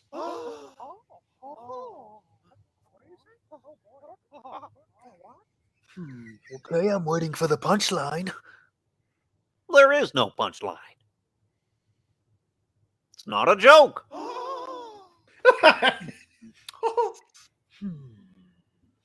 You're serious, aren't you? You're telling us you killed those 3 men on the subway? Mm-hmm. And why should we believe you? Got nothing left to lose. Nothing can hurt me anymore. Yeah. My life is nothing but a comedy. Let me get this straight. You think killing those guys is funny? I do. And I'm tired of pretending it's not. Comedy is subjective, Winnie. Isn't that what they say? All of you, the system that knows so much, you decide what's right or wrong. The same way you decide what's funny or not. Get him off! Oh, okay, I think I might understand that you did this to start a movement, to become a symbol? Come on, Winnie. Do I look like the kind of goof that could start a movement? I killed those guys because they were awful. Everybody is awful these days. It's enough to make anyone crazy. Okay, so that's it. You're crazy. That's your defense for killing 3 young men? No. They couldn't carry a tune to save their lives. Lord, why is everybody so upset about these guys? If it was me dying on the sidewalk, you'd walk right over me. I'll pass you every day and you don't notice me. But these guys, what, because Thomas Wayne went and cried about them on TV? You have a problem with Thomas Wayne, too. Yes, I do. Have you seen what it's like out there, Winnie? Do you ever actually leave the studio? Everybody just yells and screams at each other. Nobody's civil anymore. Nobody thinks what it's like to be the other guy. You think men like Thomas Wayne ever think what it's like to be someone like me? To be somebody but themselves? They don't. They think that we'll just sit there and take it like good little boys. That we won't werewolf and go wild. You finished? I mean, there's so much self-pity, Goofy. You sound like you're making excuses for killing those young men. Not everybody, and I'll tell you this, not everyone is awful. Oh, here it comes. You're awful, Winnie. Me? I'm awful? How am I awful? Look at the tears. Playing my video. Invited me on the show. You just wanted to make fun of me. Here we go. You're just like the rest of them. You don't know the first thing about me, pal. Look at what happened because of what you did, what it led to. There were riots out there. 2 policemen Yup. are in critical condition, and you're laughing. Yup. You're laughing. Someone was killed today because of what you did. I know. How about another joke, Winnie? I think we've had enough of your jokes. What do you get I don't think when so. you cross I a think we're mentally done ill here. loner with a That's it. society that abandons him and treats him like Oh, the trash? police, Gene. I'll tell you what you get. the police. You get what you fucking deserve.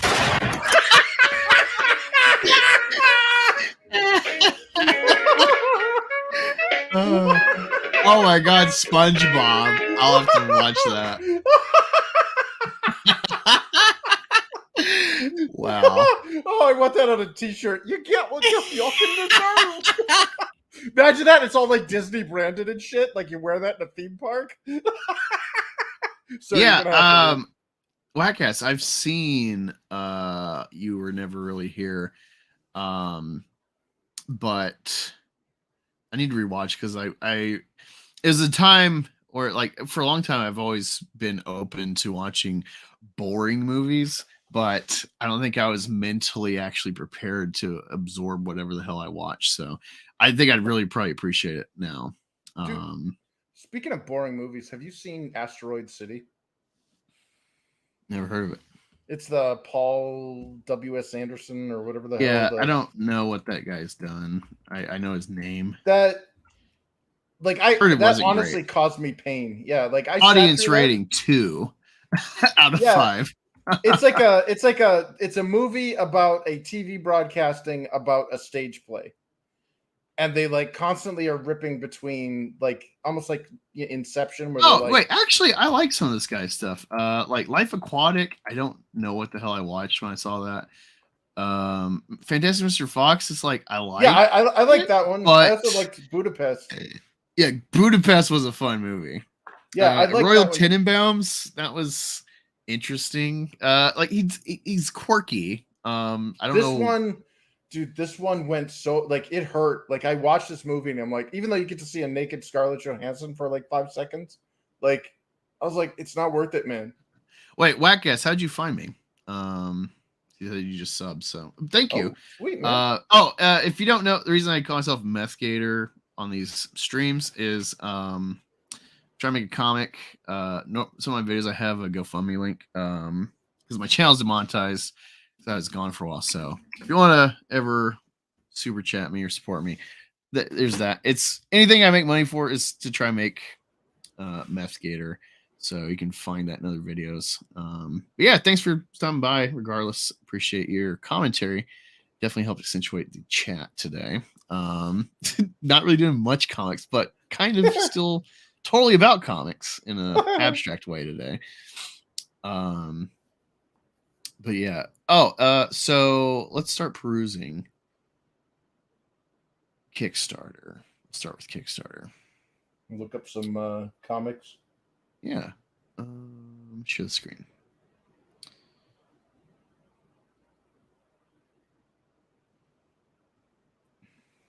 All right. Let's start scrolling around. Let's see what we got. Of course, Lady Death pops up. It's like, that does look cool. But I already know everyone knows Lady Death. So that's nothing to like push. Codex. Let's look at this one. It goes 20 grand. 100 baggers so far. 3 days ago, so I don't know how old this is. Let's go through here a little bit. Do they only have a 30-day window? Because I know like Indiegogo, you can do 60 days. I don't know. This tree thing looks really cool, though. Yeah. I love tree creatures. Groot, a monster calls. Right. Nice. No. Is that the name of the movie? What, A Monster Calls? Yeah, I with believe Liam Neeson. I believe that's a movie, yeah. Well, it's a book, and they made a movie. I'm trying to make sure that's the name. Tree creature, Treebeard. Yeah.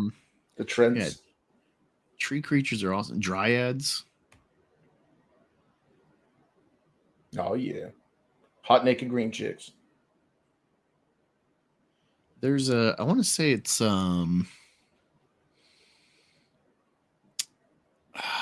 Julie Bell. Who's the other guy? Boris Vallejo. Oh yeah, yeah. I love that guy's art. And oh yeah. I can't remember the name of it, but there's this interesting piece from like 79. It's like this naked, like bluish creature with like 6 or 7 tails. And she's like kissing this like naked white chick. It's like my favorite piece of theirs.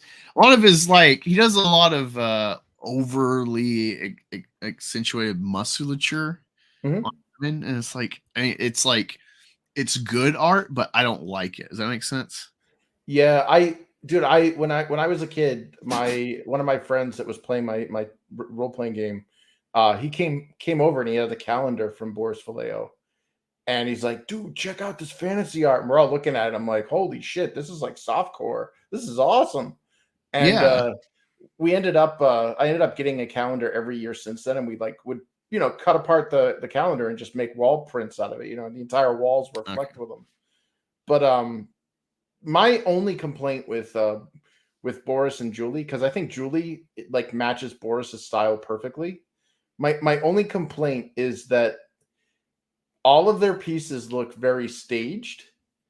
Like there's no scene dynamism to them. There's no like the scene it's just is like the subject. Strange. It's like they'll do like strange, like a piece of a world, but it's like just like a color background usually. Yeah, and it's just be the like person odd sitting things. It might, honestly, it makes me think of Swamp Thing, Alan Moore's run. Oh yeah. There's like he goes to like hell or something like it, and it's a world like that where there's like almost nothing there, but then there'll just be like random little things. Yeah, in the scene. little floating islands. Yeah, and like I think it just works so much better in Swamp Thing than, well, even though there's still images, these like, but they just look like it looks like they obviously are working from photographs. Like every one of the subjects in their paintings are just like hot, muscular, naked people that they like posed with like a prop or whatever and said, okay, I'm gonna paint that now. Like rather than like if you look at like Frazetta, where it's like Conan is like getting grappled by a giant gorilla and he's like chopping its face off or something with his sword, and there's a woman struggling nearby to get herself unchained. Yeah, he actually paints like a full scene, not just like a person and then there's random. Yeah, that always annoyed me. And then also it's like the over musculature, especially of the women, It's kind of off-putting. Like it's like amazing art, but at the same time, it's like I wish it was like normal women with just big tits and like soft feminine physique, not this like masculine physique on women. So it's All the just like bodybuilders, yeah. yeah, it's like it's confusing aesthetically because it's like it's almost like it's kind of like how I explain Oppenheimer's sex scenes. Yeah. Oppenheimer, like, not yeah, it's got like full frontal nudity sex scenes with Florence Pugh, which sounds like oh man, but it's like no, they're not appealing. You know, if anything, they're off-putting. I think one scene in particular, like Oppenheimer's sitting naked in the chair and she's in the chair with like her tits out. I think that was meant to be like, you're like you shouldn't be there seeing them. I think that's kind of how they filmed it because it's like they're in hiding, you know, with this relationship is compromising, even though they're. I saw someone in reviews like, oh, like they're like, yeah, they're naked. It's like, yeah, they're like, nudity is like a state of mind as an expression through visual medium. You know, it's like a purity idea of like this is your pure self, your naked form. I think that's the idea he was going for. And in a strange way, that's how I see a lot of the Julie Bell Vallejo art. Well, Julie is actually a subject in a lot of her own paintings. Like a lot of those long blonde-haired, muscular women, that's her. Huh. And yeah, because Boris actually, she was a student of his.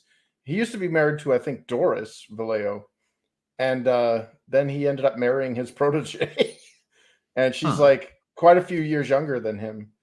And he's obviously a pro bodybuilder. Like Boris is jacked out of his tree. And like so he grabbed all of his friends from the gym and stuff to be models for his paintings. And I think that's where Julie did the same thing. That's why everybody is like yoked out of their tree instead of like normally proportionated people. Okay. Yeah. But I mean, that was fantasy back in the day, you know, everything was roided out. Yeah, no, I like they're interesting, but then it's just like these weird, like blobby things that'll be in these like just colored backgrounds. It's like yeah, like this? Bubbles. Yeah. Like, yeah, because the backgrounds don't matter. Everybody just wants to look at the hot naked people. Sure, but just do that and just have like a you know, a kind of a fading background, you know, with like a kind of light center to like help track the eye with the image. Yeah, I don't know. A shame. It's a shame, dude, because they can like Boris. I can't speak for Julie because I don't think I've seen. I might have, but like their style's really easy, like difficult to distinguish. But they can draw like paint animals really well. Like there's one of Hercules wrestling the bull, and then there's one of like chicks on. Oh, wait, isn't that the one that they mimicked in Dodgeball with White Goodman? I think so. Yeah. Yeah, that stuff's like that's pretty gay. Yeah. But like I'm assuming Boris is bi because his attention and I would say his kind of aesthetic angle in portraying the like when you look at nude Greek statues, like they're just like works of art of like, you know, this is the peak ideal. I don't think inherently that's gay. Whoever made that was a gay guy. He's paying attention way too much. No, possibly. You know, even though it's like, yeah, it's a. I don't know about Michelangelo. He's as queer as a $3 bill, man. He's as gay as they come. And yeah, he. I wouldn't think that'd be allowed. It's such a prestigious artist back then. Well, that's the thing is. Yeah, well, that's the thing is like almost all the monasteries and stuff were full of buggery. But just like today. Yeah. But yeah, he was pretty, and Da Vinci was gay. Like you know, there's like almost all of these Renaissance painters and stuff. I don't think Filippo Brunelleschi was though. I don't think Donatello was, but yeah, I don't know. I remember my art history class, somehow that was brought up where somebody mentions exactly what you were going on, where it was like we were looking at Michelangelo's David or whatever. It was like, wow, he really did do a lot of detail on that dude's knob or whatever. And somebody's like, Yeah, I think he was hitting for the other team. But the professor's like, actually, yeah, he was gay. I don't know. It's weird because it's like I'm openly bi, but it's like it's hard to explain. I'm like, yeah, no, like I'm bi. I'll play with guys, but it's like I don't like guys. You know, it's like so I love trannies because it's a woman with the one male thing I want. Damn. It's like I'm trying to put the perspective in people's head where it's like, no, I love women. I love the look of women. Any guy I've liked is like there's something womanly about them. Whether it's their So you like effeminate gay men? Not even no, I don't like I'm a girl. Like I don't like that. Like that's off-putting. So yeah, like my fluidity, if you will, is very confused. It might be informed by being raised, in Oklahoma in a rural town and Christian and all that. So it was very much probably just like a kind of a closeted thing, interests for me. And then I just stuck with girls. And so it's confused. Like if I was just left free reign, I would probably be more even keeled. But like I love women and both genitals, I guess. Don't like guys, but I appreciate like Chris Hemsworth or Chris Evans, Captain American Thor, like great looking guys. They're handsome as hell. They're so fit, even if it's like roids or whatever, but I don't look at them like, oh, I want to like get with them. So like, so even from my perspective, like I'm interested in art and when I see certain, I'm like, it's pretty gay, like, I don't, it's not appealing, it's like there's a difference between like a lot of Greek statues where people making them might have been actually gay, but I look at them, it's like they're just appreciating peak fitness, in their work, and it shows. I don't look at Greek art and think, wow, gay. I think this was their nationalistic ideology. Their first in their progression in art, their first major pieces of what we would think is classical ideal realism was athletes, because athletics, that's who they, people talk about, oh, stupid sports ball and they make money and they're stars because they do nothing but play a game. And it's like this revulsion, this like, casting down the athlete in our society as just like a frivolous whatever is I think very reflective of like our misaligned priorities. The Greeks were the highest society in my opinion, and their first ideal they revered in society was the athlete, and the athlete permeated into the physical idea of the athlete permeated into the ideal across the board, and I think the fact we don't revere athletes and hold them up in high regard, well, most of them are violent animals. I mean, look at them today. Like they all spousal abusers and drug addicts and dog yeah, but there's a whole culture with that is promoted. It's like you're talking about a whole system. It's like, well, if you're like a lot of the philosophers, we like for a reason we've come to this idea of like if you're smart, then you're probably a weak nerd. That was not the case with the Greeks. It's like just like JFK. There's a famous thing where he's like, I believe in says something about like I believe in promoting fitness, both physical and mental. And that was the Greek idea. It's like it's always sharpen your blade and sharpen your mind. Well, your mind is part of your body, so generally, yeah.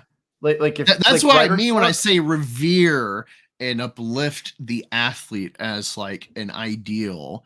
It's like they are the physical ideal we should revere, and then you should be pairing that with the mental ideal. Well, and we don't do that. We separate them, and we codify athletics as retards. Yeah, that was always weird because that's not how it was in my school.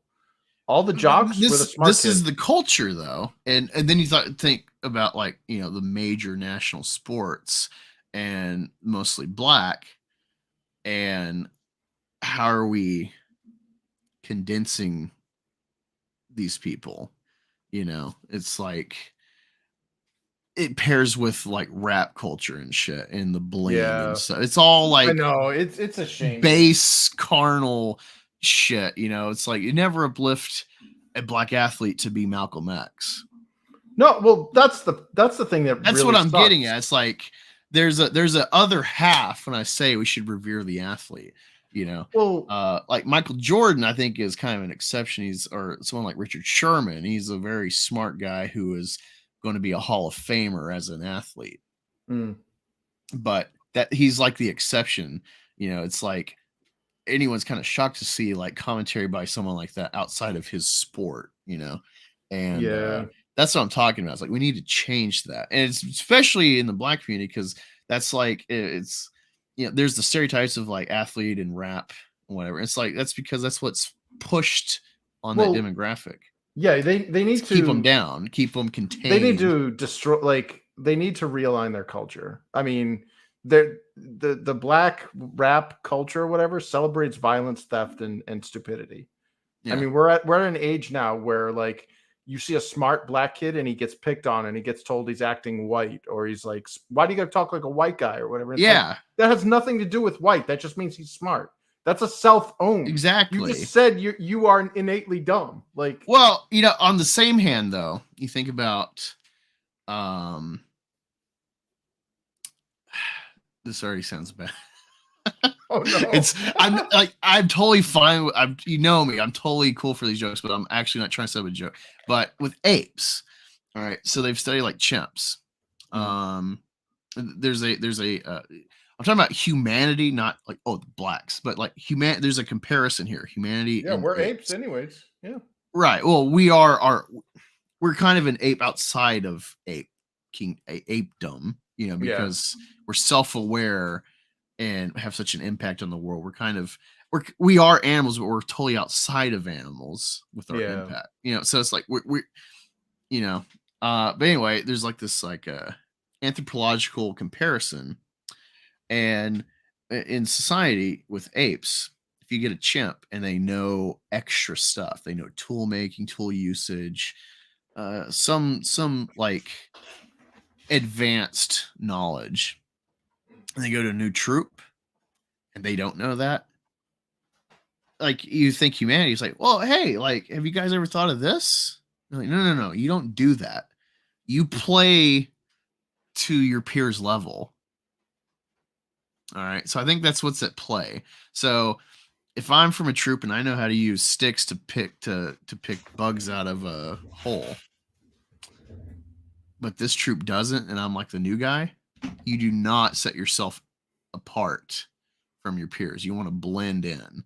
So like it's a good example of like, this idea of like, why are people sheep? And it's like, well, it's like a survival thing. It's implicit. People conformity is implicit in our animal self.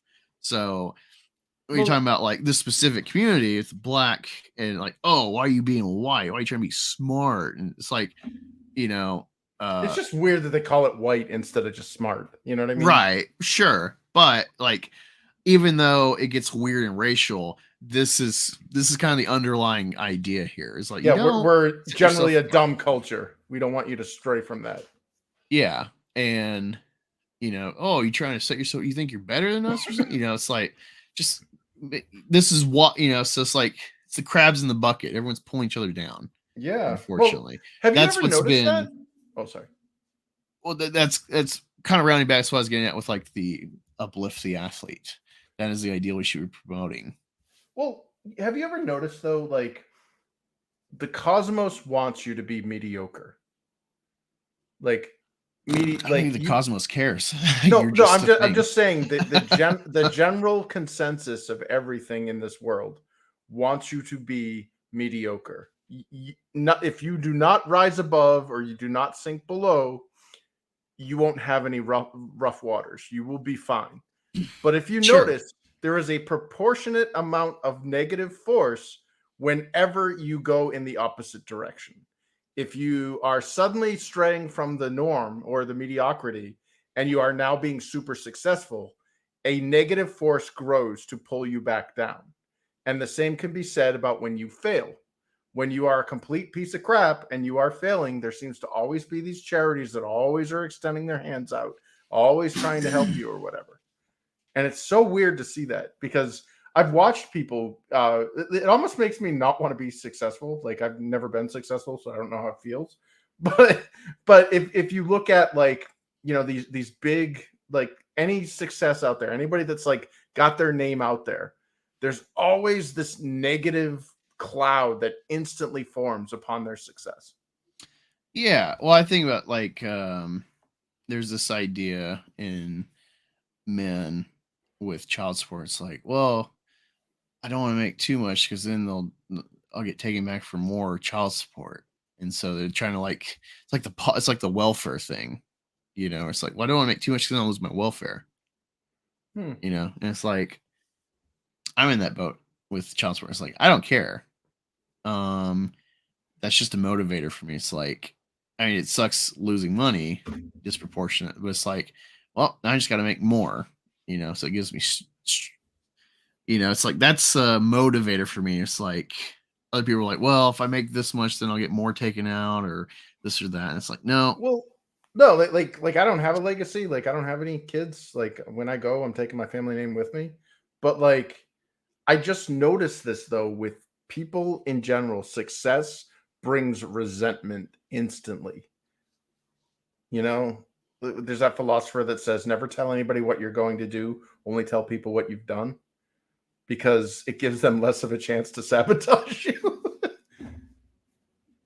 I don't know. Yeah, I think kind of like the personal, because like people get complacent with, like, let me just post instead of putting in the work to, like, yeah, how dare you excel? Do 5% better. It's like, no, I want the 5% better. However much, if I have to do 30% more work to actually get 5% better, it's like, that's still worth it to me. It's like, the system is rigged to keep you keep you in the mediocrity. You know, it's like, oh, you're 100K, well, now you're gonna get more taxes. And you know, it's like, so when I see someone like Bill Gates, even though it's like maybe the laws and the taxes were different when he started becoming rich, like, however much money he's got and the influence he's got, there's so much money he's just being robbed by the government for taxes. Even if he's finagling, like, charities to, like, you know, work the tax laws, like, he's still getting robbed so much of his value, and he keeps, you know. So it's like, well, I look at people like that as just, like, objectively in this instance for that question of, like, they are an icon to strive to be like, in at least that window of life. Well, taxation is theft, no matter how we try to rationalize it. I mean, think of it this way: you get taxed on the money you earn, then you get taxed on the money that you spend that after you've earned it. Yeah. Then the person the house always wins, and it's like, yeah, we need a new house. No one wants to pay taxes, but I don't mind the idea of taxes. It's just, I don't mind it's gone amok. It's run amok. Well, I mean, we started a revolution because of taxation without representation, and now we're at a much worse scenario of that. Honestly, if they itemized everything that my taxes was going towards, and I had the ability or the choice to say I don't want it to go here, or I'll put this much here, and allocate it accordingly, I think I'd be less offended, because right now I'm basically being forced to pay for a product sight unseen. They're not putting it into infrastructure, obviously. Our cities look like war zones. They're not putting it into our educations. We got 12 years of school, and these kids pop out retarded. I thought you were going to say 12 years a slave. Pretty much. I mean, those things are glorified daycare centers, you know? Like honestly, like, unless I'm not seeing where my money's going, and actually I am seeing it. It's going into, you know, the crime families' pockets that run this country. But it pisses me off when it's like I'm being coerced under threat of violence to give people money for shit I don't want to pay for. You know, where there are things that I would happily pay for that it's not going toward. Yeah. This image caught my eye. Nightlife noir. dark satire unraveling the twisted and ironic fates of the global nightclubbing elite. Oh. Debut comic from writer Jack Mulqueen. Every night behind the doors of the most exclusive and sought-after locales, the global elite partake in rituals of invigoration.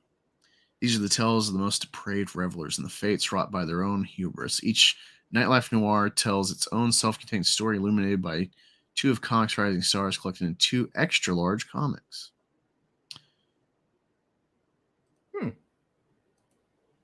The Cult of Mulk? Yeah, that's the Kabbalah. Huh. That's the Jewish Kabbalah. Man. God's well, I thought this was a... It goes back to like India. This imagery. I'm fairly certain. The chakras? Yeah, you could be right. That could be the chakras, but that looks exactly like the Jewish Kabbalah. Oh, yeah, there's the chakras. Huh. You know, like, I don't know if you remember Chris Priest did like issue of Vampirella. Like, he's been on Vampirella for a while now, but he like some reason Comicsgate was behind, probably because of EVS at the time when he was doing the Dynamite campaigns. But there was this thing with like Chris Priest, and he had like this interview where it's like it seemed like someone's trying to push him to be like kind of woke or something about being a black writer, and he was like, I really hated getting like typecast on black characters when I was at DC, and it's like, wow, this guy's really red pilled. Like, I can't remember the fervor exactly, but anyway, it was like it got Dynamite, like I think 100,000 copies sold of issue 1. Lots of variants, of course, but it was like a big deal for Dynamite, who's like a bullshit company. It just gets bullshit. Like Vampirella is like the kind of their flagship character after the boys, because that's all they got, and it's like that's a trash character. Honestly, Vampirella is just like a Xenoscope type of character. It's like, hey, it's a hot girl you can put in skimpy clothes. Yeah, you know, it's like, tell me about Vampirella. Besides, well, she's a alien vampire. Like, I have no idea what because it's like she's not interesting. Was a cool concept. There's a Aliens versus Vampirella comic run. Oh shit, it's pretty cool because they end up having a vampire alien queen. Oh damn! It flies. Not only is it the alien, but it's an alien with fucking wings. Damn, it's pretty cool. And so the most I've ever learned about Vampirella is from reading her crossover with aliens. Yeah, so the premise sounds interesting. Art, leaves you wanting, but it definitely has a cool color scheme, cool colorist. Very psychedelic seems to be their intent, but I feel like it's a bit lacking, this pitch for anything in the book. But whatever.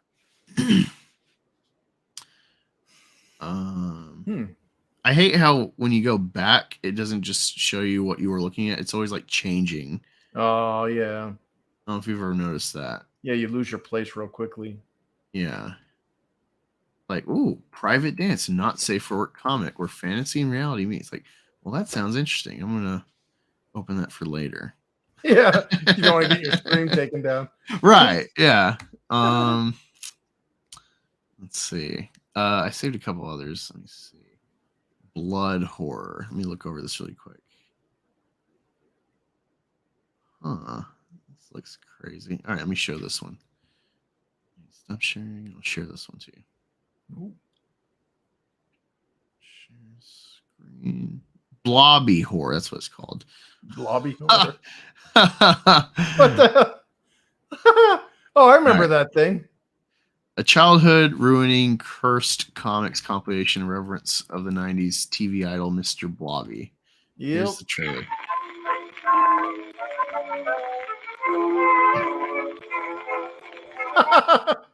Little collectors gather round and rather all the parties next door. Men the grocer and the butcher spend, men who call for the rent. But within a happy Daffy and his bride It looks kind of cool. seem to be so cheerful here and guess it's like a Five Nights at Freddy's or whatever. I've never. Yeah, you actually remember Mr. engaged. Blobby? No. Yeah, it's a legit, like they're traumatizing kids who enjoyed this horrible pink creation. Huh. All right. So Blobby Horror is a 72-page descent into the annals of a half-remembered childhood, one that was mostly happy, but one that was also inhabited by him. A collection of cursed comics and illustrations from those whose sanity scarcely survived encounters with the blobbed entity. Blobby Horror will be an A5 size 68-page perfect bound zine featuring a mixture of color and black and white horror comics and illustrations from 16 different artists and writers eager to share their memories and impressions of this fondly remembered hellbeast. Okay, so let's look at some of the imagery.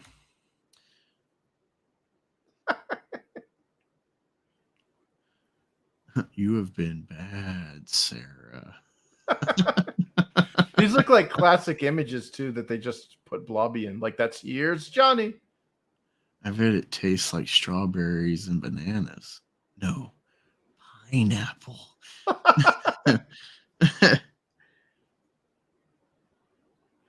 Jesus. You'll find everything you need there. Yeah, see that one where that's a famous painting of Kronos eating his children. Oh, okay. Wait, let me look at this Mr. Blobby. Oh God, why? Mr. Blobby. I thought Blobby had like a top hat. What the hell is this? I've never seen this.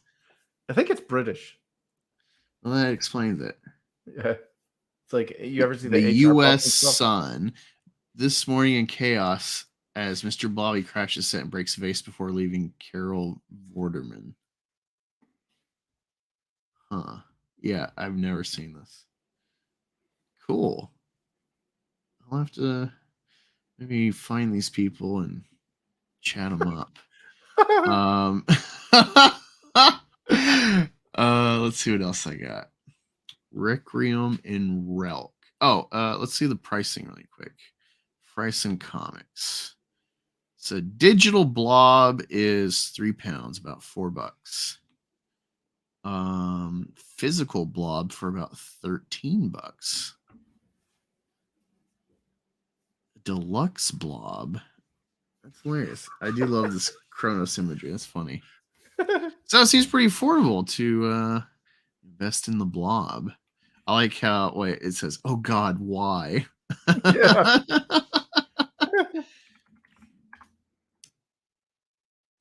Oh, it's Saturn devouring his son. Sorry, I just Googled the image. So I guess it's the Roman Saturn devouring his son. I knew what you were going for. Yeah.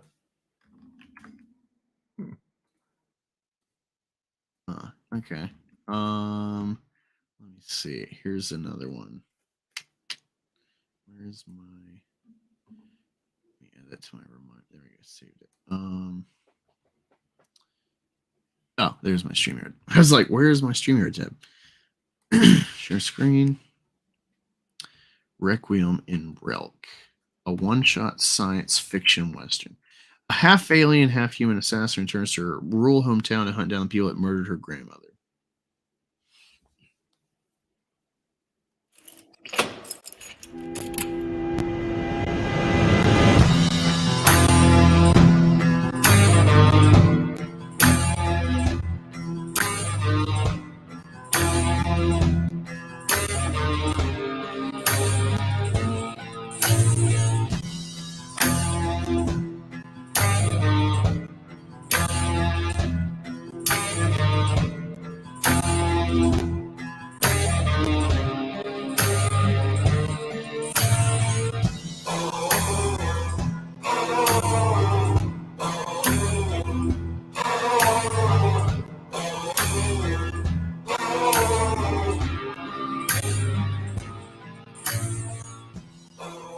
I'm Gabe Chang, and I'm the writer of Requiem in Relki. The artist is the extraordinary Colleen Palmer, and this is my first collaboration with publisher Warden Comics. Thank you for checking out our Kickstarter. Requiem in Relki brings together my favorite elements of science fiction and modern Western. It's a blood-soaked revenge thriller, but also an intimate story about personal identity. Thank you again for checking out our Kickstarter, and I hope you consider backing. Nice. It's a good pitch. Cover would be a cool T-shirt. Ooh, yeah. Let's see if they have that. I like some of this art. Like not necessarily the characters, they're fine, but like a lot of these like kind of matte paintings for the backgrounds. Yeah, it reminds me of something like MTV from the 90s. Like it gives you just the impression of the scene.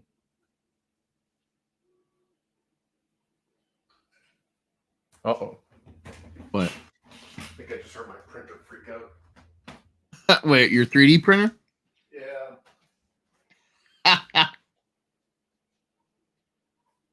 Yeah, freaking. I got a.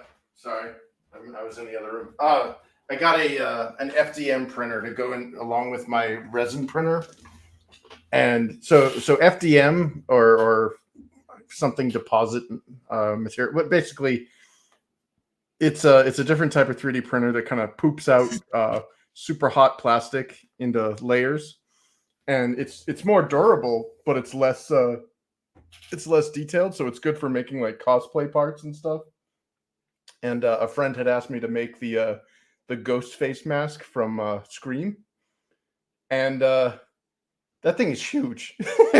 And I get about 20% of the way through, and then it starts fucking up in the print, and it turns into spaghetti. I come downstairs the next morning because it's taking so long to make, and it just looks like somebody threw top ramen in my printer. Yeah, I saw that picture. That was awful. There's my dad called it an albino. What is it? An albino merkin. That looks like a very expensive albino merkin you've got right there. Yeah, this comic you can do digital for $5. So I might do that. Oh, very cool. Yeah. Let me see. What else did I? Oh, yeah. I'm not going to show that one.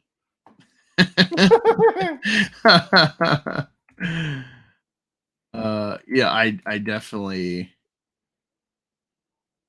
get promoted a lot of the risque, naughty Kickstarters. I don't mind, but it's like I can't quite enjoy them on YouTube with you. Let's see what else. Before we go to look at Indiegogo. I haven't looked at Indiegogo in a while. Oh wait, what is this? Let's look at it really quick. This cover looks cool. 13, last chance.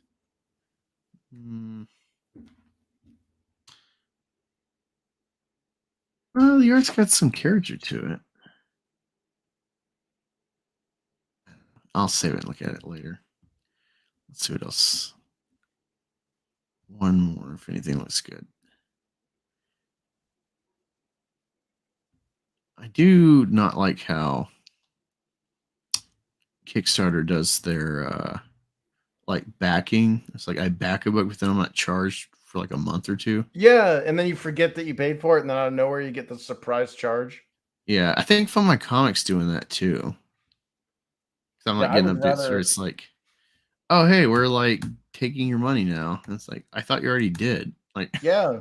Well, that, and I hate when you get like an email that's like, hey, yeah, I know you backed and you looked at the price from Kickstarter, but we also have an additional price for shipping and stuff afterwards. So fill out this form and everything, and you'll get charged more money. Like backer lid or whatever. I was like, what the hell? You know, just give me the upfront price. You know, it's like I guess I'm spoiled because I live in a state that doesn't have sales tax, so I can look at a price tag and go, okay, that's what I'm paying for. Whereas, you know, well, in Ohio, I don't know if it's everywhere else, but in Ohio they don't charge for food. They don't charge tax for food. Yeah. So it makes it like if you go to Walmart, it makes it weird trying to figure out what you're like trying to guess what your tax is going to be. I always overtax. I always just tax myself 10%. So when I go check out, I'm like, oh wow, it was only that much. Yeah. I just give me the full price. Like if you're gonna steal money from me from taxes, just put it in the price of the good. Like if you're at Walmart in that area, wouldn't it make more sense to just like say this is a non-food product and then mark it up the 9% or whatever? Oh shit, this is one I've been wanting to read, The Six Gun Gorilla. Oh yeah. Is that Brian Crisco? Yeah, Brian Chryskow. Yep. Yeah, that one looks. I want to get him. I've hit him up before, but Yeah, he's a great guy. Yeah, I think he landed a publishing deal.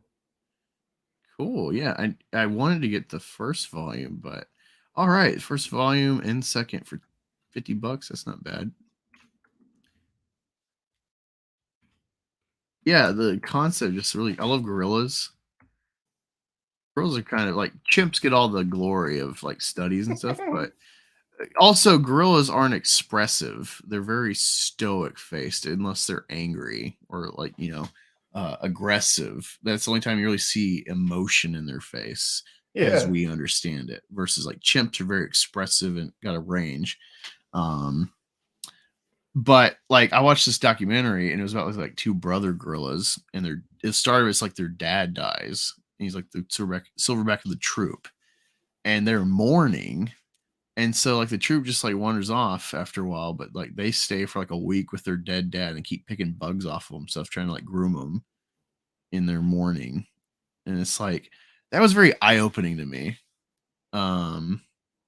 Thinking about humanity likes to prop it was with religion too being like implicit in our self psyche collectively as like humans, our consciousness.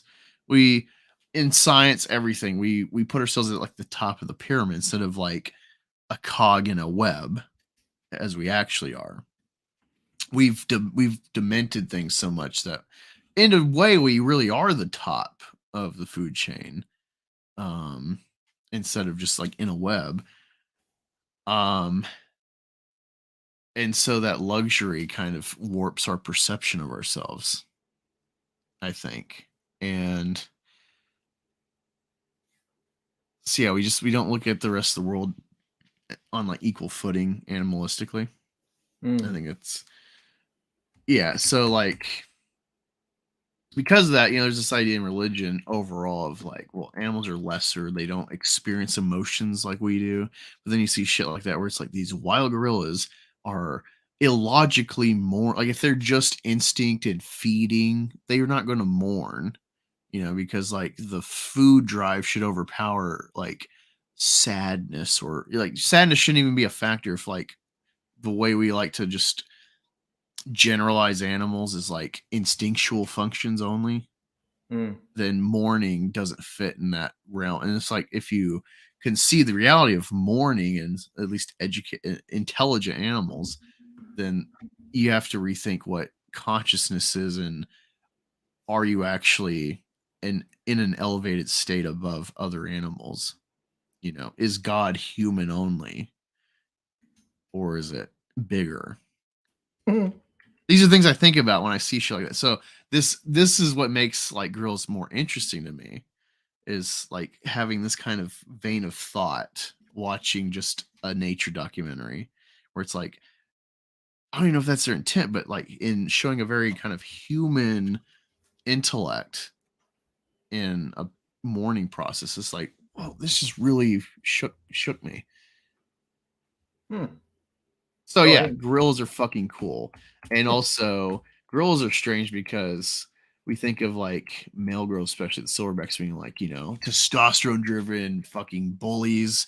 They just want to eat and fuck, and they're mean. They fight. It's like they're great parents. Like they'll take care of bastard gorillas, they'll take care of orphans. They'll be daddy daycare when the troops like taking a nap and stuff. And it's strange.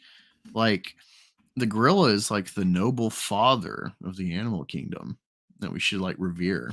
We don't. We've not appreciated the gorilla for the expanse of his existence. He's very much just memed, a violent meme. Makes me sad. Yeah, we got Nefarious in the chat. Hey. Nefarious. Oh, hey. What about orangutans? I do like orangutan. Wait, what is this? What is this that you sent me? Oh, I think I had sent the Saturn devouring his child JPEG. Oh yeah, the way you sent it, it wasn't good. It's not letting me. Yeah, StreamYard ate it. What's up, Nefarious? Sorry, I'm catching up with the chat of you. We're just looking at stuff. I am looking at. I should have pulled this up actually, because Chris already knows it. So I'm thinking, oh, why share? But let me put this on the screen. The 6-gun gorilla. Octopus Cowboy. That's 8 more guns, or dude. 7 more guns. I have Octopus Cowboy, the digital. I just haven't finished it. Again, I'm bad at reading. I suck at reading at all. Like I can read things. I don't ever put the fucking effort in. And I'm getting better though. I've like a fourth way through the first Hellboy volume. I've had it for a couple of years, and I finally just like Hellboy got me like, let me read Hellboy. I'm like, fuck, this is cool. I love how it's different from the movie. And there's like a kind of a tonal difference with the character versus the movie, but I'm a movie guy, so I appreciate the movie more for that, but I like the difference. Yeah, I think that's like a blessing and a curse me writing METH GATOR, is that I'm a movie guy. So I'm writing from like a critic, like reviewer perspective of like plot holes. Versus if I was a comic guy, I'd be like, I want to do this splash page and this pose. And it's like, yeah, it's going to be very much the Marvel way. Whoever artist, I guess, like, all right, here's the story. It just kind of give me some rough sketches of like what you think the panel should be. And we'll like kind of back and forth. But I don't have, besides like an image splash like here or there, I have no idea conceptually, art wise, how I want to deliver the story, but I know like the story I'm telling. Yeah, Indiegogo. That makes sense. Yeah. Well, yeah. When, yeah, I mean, there is an art like there's a very big difference between like screenplay writing and comic writing. So, if you've got a good artist that can handle like the framing and the paneling and stuff. It can offset like because there are things that like I'm totally aware of my deficiency in this medium artistically, like as a director, like where I'm very much going to rely because you're writing like a film. You're like this is how I'm seeing the movie play out. Yeah, I get you because that's how I am too. I had to convert my entire Infinitale stuff from screenplay format to comics, and I'm super grateful I have artists that are like, look, dude, this is how you're going to have to do it. You can't write a screenplay and make a readable comic essentially. Yeah. So orangutans, Nefarious, I like them. Have you seen that video of like a woman gets like her hand held by a orangutan, and then it's like she starts like panicking because it's like fucking gripping her hand. It's like orangutans seem like the weakest of the apes, but they're fucking apes still, so they're super strong, and they can snap your arm like a twig. And so it's like, all right, this is getting tense, but I can't like react since you will snap my arm. And so it's like, crap, it's interesting. Because I've never actually seen violent orangutan footage. Oh God. Well, I unless it was like Faces of Death or like some weird, like not supposed to see this thing, I've never seen any violent ape footage. Until that one that was on Oprah. The chimpanzee that like ripped a woman's face off in her hands. Yeah, I wonder why. Like, what did you ever find out what the reasoning was? Why? You shouldn't. Face off? Yeah, you shouldn't own an animal. No. Yeah, I get that template of like, well, it's a wild animal, don't have it as a pet. No, the older chimpanzees get, the more ornery they become, and like that, it's the mistake that a lot of people who like exotic pets make, where they're like, it's so cute when it's young, but as it gets older, it basically becomes a burden. It's like living with a majorly handicapped person that could rip your face off. And that's what happened was a husband and wife bought a cute little baby chimpanzee, and then as it got older, the husband died of old age, and there's a single woman who had this animal she couldn't dominate and she couldn't put down, and her friend came over, and the animal was super protective, and even though the animal knew who the friend was and everything, apparently her arrival to the house sparked the animal being jealous or something, and it just came out while she was getting out of the car and fucked her up and ripped her face off, ripped off her hands and shit. And the owner was like trying to beat it, and she's calling 911 and all this stuff, and I'm like, bitch, you should have had a gun on standby with a wild animal like that around. I mean, her friend, like, I'm reading this article actually while you're talking about this. Sorry, there's all these fucking pop-ups getting in the way of reading it. Yeah, I hate those. Charla, a friend of Travis's mom, Sandra, had been asked to pop over to help put the pampered ape in his enclosure, but uncharacteristically, he snapped, attacking her, gnawing off her face and hands. In a show of terrifying primal strength, Travis ripped off her eyelids and tore off her nose. He scalped her, gouged out and ate her eyes, chewed off one of her hands entirely, and almost tore one of her arms off. Her jaw was entirely dislocated from her skull, and she was left with brain damage. It's still not known why Travis, a local celebrity who would eat lobster in restaurants, had a pet cat and loved driving around on a lawnmower. Sounds awesome. Flipped out the way he did that day. God.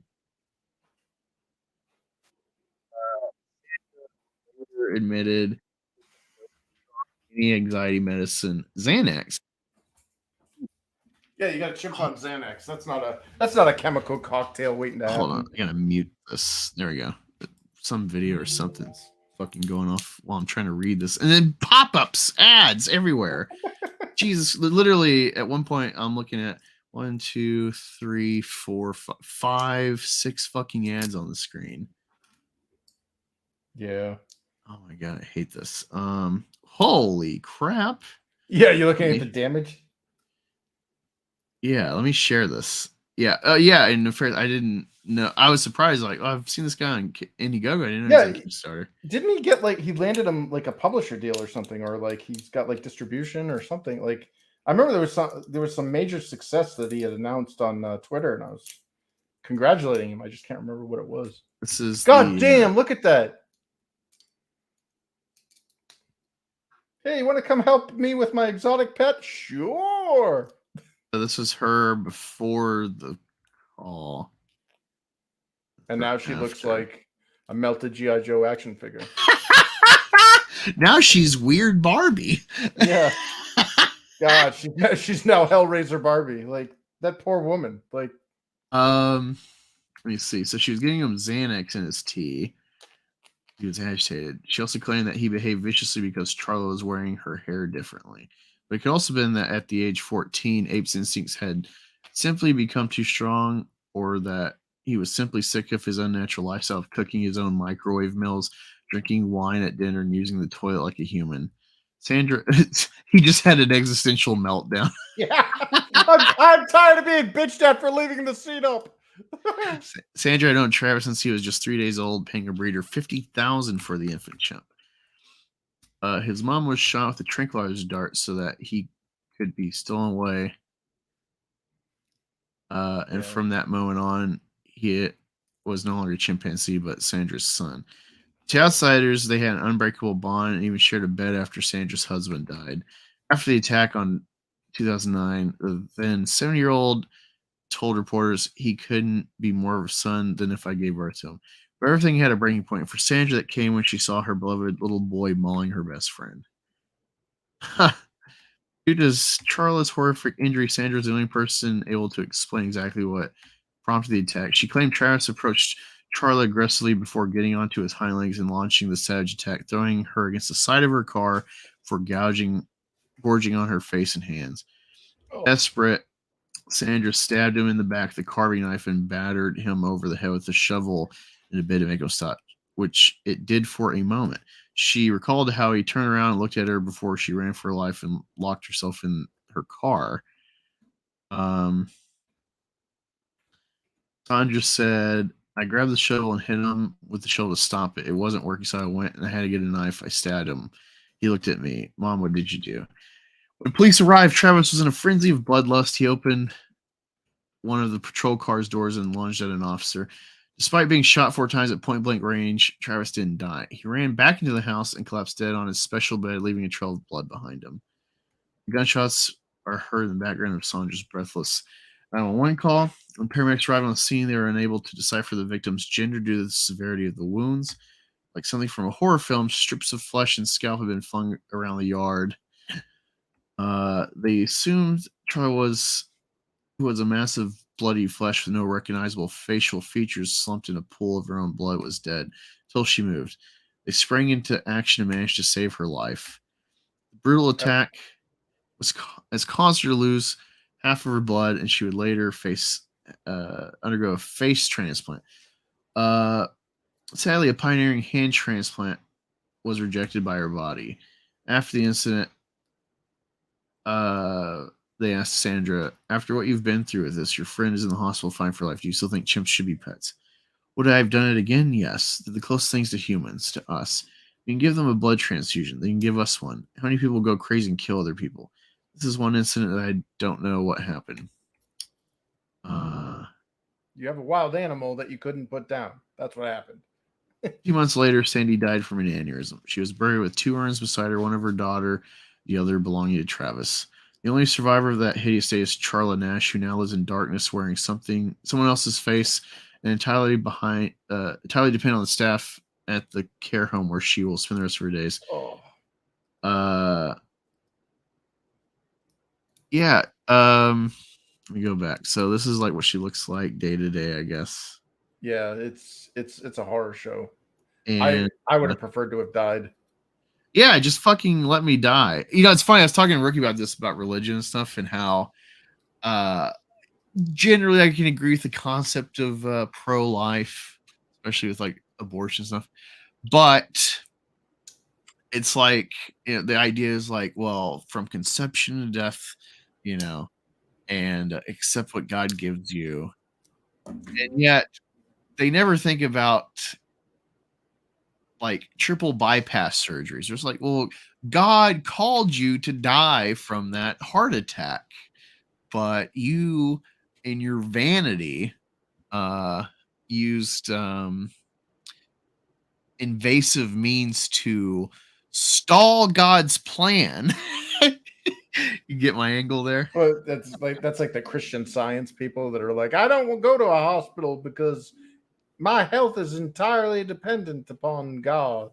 No, you see, I think there's a rational limit. It's like, yeah, take medicine for like itchy scalp or whatever, pain management. But it's like bypass surgeries, like I think God's telling you something. It's like you need to die. It's your time. And then you think you're above that. So it's like those examples never get brought into the mix of like they're kind of naturalistic idea of life, you know. I think there's like a middle ground, and they seem to ignore, you know, living on tubes and machines artificially. Yeah, I think I definitely have a do not resuscitate clause in my will stuff. Michael Jackson ended up sending his chimp to a sanctuary because he was becoming aggressive. Yeah, Bubbles.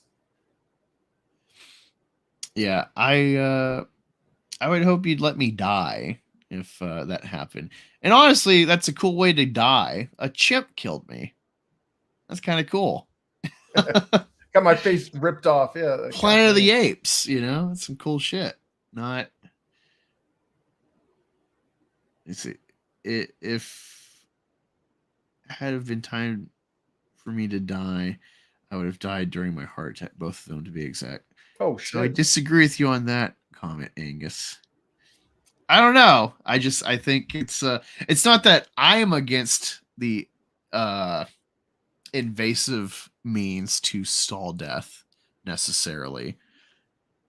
It's that I think there's an argument to be had about the pro-life ideology that they should be pro-death as well. It's all about, well, God ordains it. God ordains this life. It's like, well, I think God ordains death then.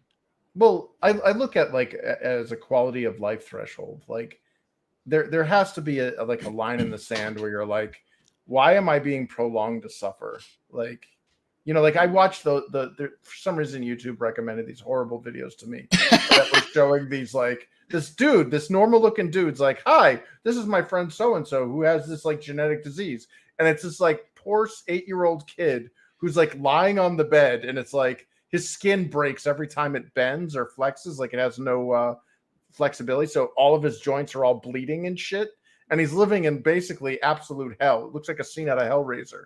And I'm like, god damn, parents, why did you let that poor kid grow into sentience? Like, did you see that black kid where he's got like face tumors or some shit, where he's like, oh yeah, he's got like one eye? Yeah, his whole face is like, dude, like he looks like a blobfish or something. Like, it's, I feel it's like he loves football, but like, he wants to play, but like, he's got all these treatments and shit, and you can barely see, so he's just no life. Like, what are you doing? Like, I mean, you can't kill him now, but like, that should have been an abortion. Yeah, or at the very least, a drop on the floor at birth, like hard. Like, I see that's like, I don't see the nobility in that. I don't think. Yeah, you're not getting better. It's no coming. Like, it's only going to get worse from here, kid. Like, yeah, it's one of those, like, I don't know what the answer is, because like sometimes you from those stories you get someone like Stephen Hawking, who's brilliant,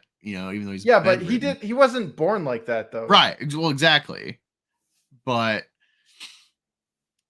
yeah, like those are hard things where it's like, I can't make choices for anybody else, but if that were me, like, I have a do not. Well, I don't know, because from what it seemed like essentially it's a war of the state because it's single mom and welfare. So I am paying for it. Yeah, he who pays the rate sets the freight. So it's like this idea of like sovereignty. It's like, but you're relying on the state, so you're not sovereign. So fuck you. Yeah, it's a horrific thing to discuss, because a lot of it has to do with emotion. Sparta was right. I'll just leave it at that. Well, that's eugenics. I mean, that's the conversation. Well, every woman's a eugenicist. I know they are. They really are. I hear the word, I'm like, oh god. Like, I just kind of, I have a knee jerk. Like, as soon as I hear eugenics, I'm like, no, eugenics aren't bad. It's just a thing. It literally means good genes.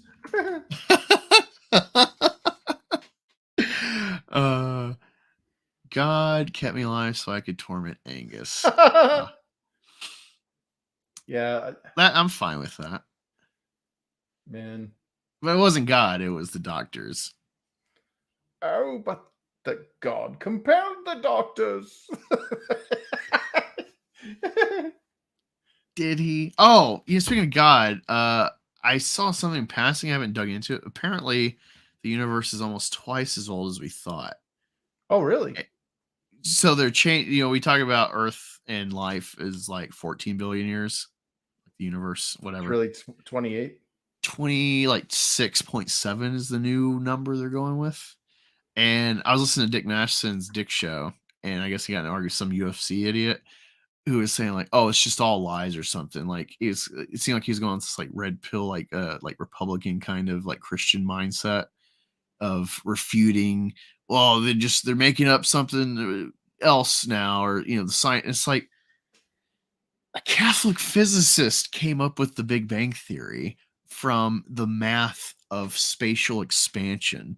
Like, there's this idiotic bent, especially by Christians, to refute science, trying to conceptualize the limits we can understand of life, and for whatever reason they find it as an attack on their specific blend of fairy tales, and I don't get it, because it's like lots of science made headway the last couple hundred years I'd say from like 1500 to the late 1800s for sure.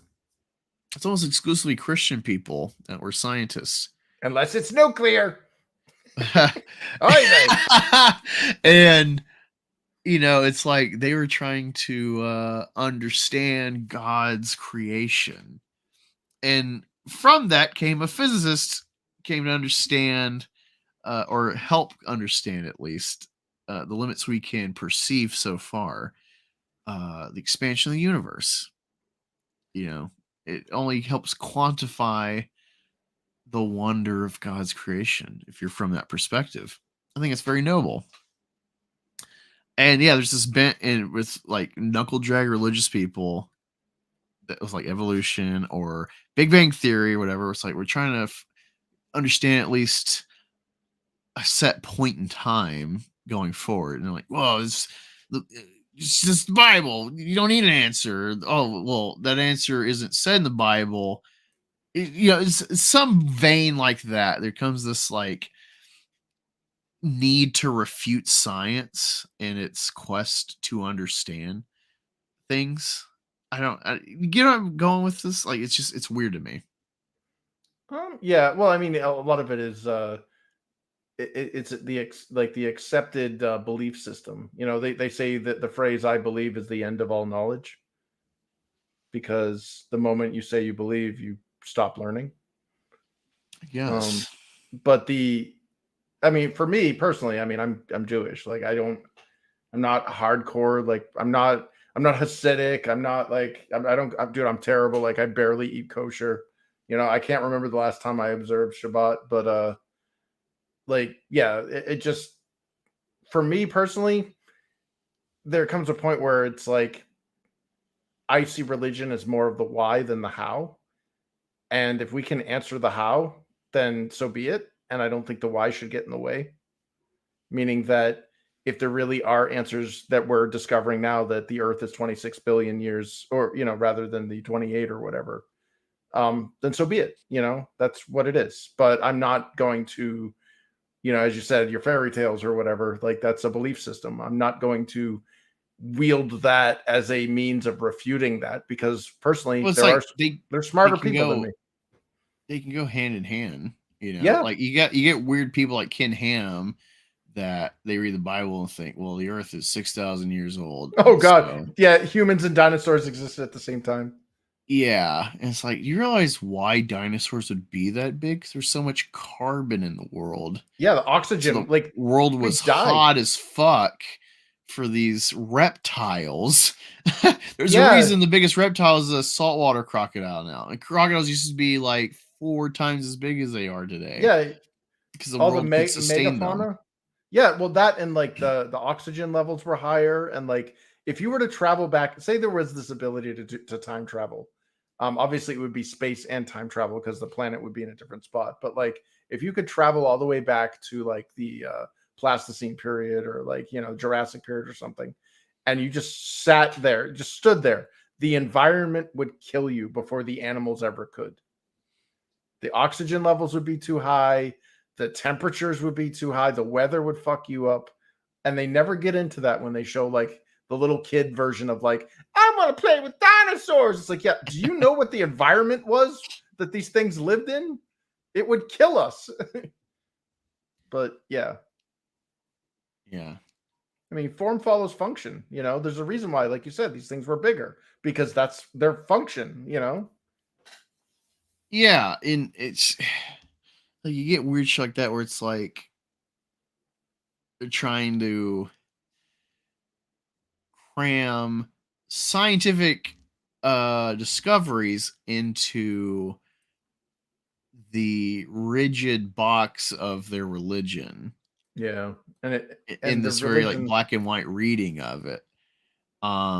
Which, like, if you watch someone like Bishop Barron, it's like, well, how much are you supposed to take Genesis literally? Like, this is an argument in Christendom about like Genesis and the stories in it. It's like, are you supposed to read Adam and Eve as like the actual? And it's like, I would argue as an atheist, yes, because of the lineage in the Bible afterwards. Oh, so it's kind of a hard set story. It's not So- just a conceptual story of the start of it. Seems So- like it's meant to be a literal story. Well, the stories are different between the Christian Bible and the Jews, the Torah. Yeah. And was it Yahweh or Jehovah or whatever whatever term you want to use from Hashem? He wasn't the only God. And there's a story of Moses battling the Egyptian, I can't remember what they were called, but they were like the sorcerers or whatever, who could replicate all of his miracles. Yeah. Like the snakes. Yeah, and there was a battle with Yahweh up in the sky where he was beating the shit out of these Egyptian gods. And obviously that was a metaphorical take on one, I don't know, priest or showman or whatever example of a religion metaphorically battling against another one. And the whole origin myth was basically for the chosen people, not people in general. Because like I remember getting like pissing people off when I started asking questions about like, so where it says that Cain went with his wife to the land of Nod, who was his wife? Was he incest? Was he banging his sister? What's going on here? And they're like, no, that's not appropriate. I'm like, I want to know. Like, you're telling me the story. Give me the details. Like, what's going on here? I'm this little kid asking these questions, and they're like, well, some people believe this, some people believe that. And I'm like, well, what do you believe? Like, what are you telling me? Don't tell me a story and give me a plot hole this big. I could drive a car through. Like, oh my God. Stoney McInner, douche. He said, check out Inspiring Philosophy, explain context stuff. And the newest video is this is hilarious because this is kind of one of my many, if I actually like sat down and like wrote everything, this is one of my many points of like, this religion's stupid. Like there's a lot of cool stuff in Christianity. Christianity is informed like storytelling and lawmaking, very interesting lawmaking. Like the idea, Peterson talks about this, like even though we're non-theocratic, the overarching, like, the way they mention God, like the Constitution as like this concept beyond us to define law as like created equal under God, stuff like that, what that means. You can read it as like Christian, or read it as like a concept of God. Either way, it's derivative of Christianity. So like, I appreciate its influence, but at the same time, it's like there's a lot of concepts in Christianity that are like kind of contradict its own story, or it falls on its face. And this video I'm very interested in, it's called God Sacrifices Himself to Himself. And it's like, yeah, the Trinity, God the Father, God the Son, the Holy Spirit, they're all one person. The Christians are very big about not being polytheistic for some reason. I don't know why it matters, but they have a polytheistic mystery of one person. And so God the Son comes to earth and lets himself die. So he suicides himself to his creation as a sacrifice to himself, the Father. And it's like, what? Like, this is absurd. Like, the whole plot of life is just like, I don't even feel bad for God because he like literally set this game in motion this way. And so the whole thing is like, well, you should thank me for killing myself for you. Well, the Old Testament God and the Christian God, or the God that's in the world of Jesus, are very, very different. Yeah. And I'm wondering if that inability to reconcile those differences is why the Old Testament and the New Testament don't play well together. They don't. Like, I mean, the problem is Christians love selling you the New Testament because that's where the Gospels are. It's like the God man says things in it. It's like his quotes, so it's like the most important books. But it's like, no. You don't get to ignore the Old Testament. You don't get to kind of quantify it as, well, in that time the people did this before God. And it's like, no, Jesus is a fulfillment of all those prophecies. It's like everything. It's like Star Wars with the prequels and the original. Like there's this whole binding. There's this reflection back and forth in events and mirroring and everything. So you're stuck with the baggage of the Old Testament, even though it's like there's this weird thing Christianity overall where it's like they kind of ignore most of it, where they talk about like, oh, God told David this and that and stuff. It's like, yeah, but also God told the Jews this and that, and he's from that, and Jesus is a totally different character. Yeah, it's a different story. He refutes so much of like the law that he gave the chosen people that he comes from. And it's like, what? Like, well, first of all, you just think about science with like, we found cavemen stuff, that's like 20 to like 50,000 years old, these cave paintings of stuff that, seem to indicate animistic religions, understandably so. All right. But this is all like non-Hebrew, Judaic, non-Christian stuff, and I'm supposed to believe that, like, all right, so we figured out people live way beyond the timeline of the Bible that it establishes, and they weren't worshiping properly, given what's dictated in the Bible. They predate it, and God randomly comes during like the Roman times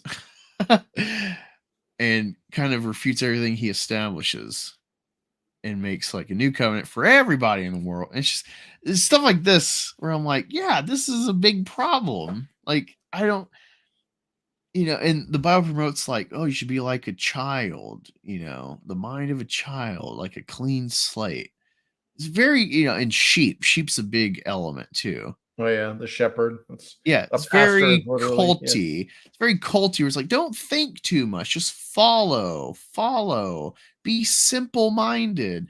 There's this like anti-rich sentiment. Blessed are the meek. Rich and educated seem to be very reviled in the Bible. It's like these are ways. It's so hard for a rich or smart, a thinking man to get in the head. It's easier for a camel to get through the eye of a needle than a rich man. Isn't that because the physical world is the devil's world?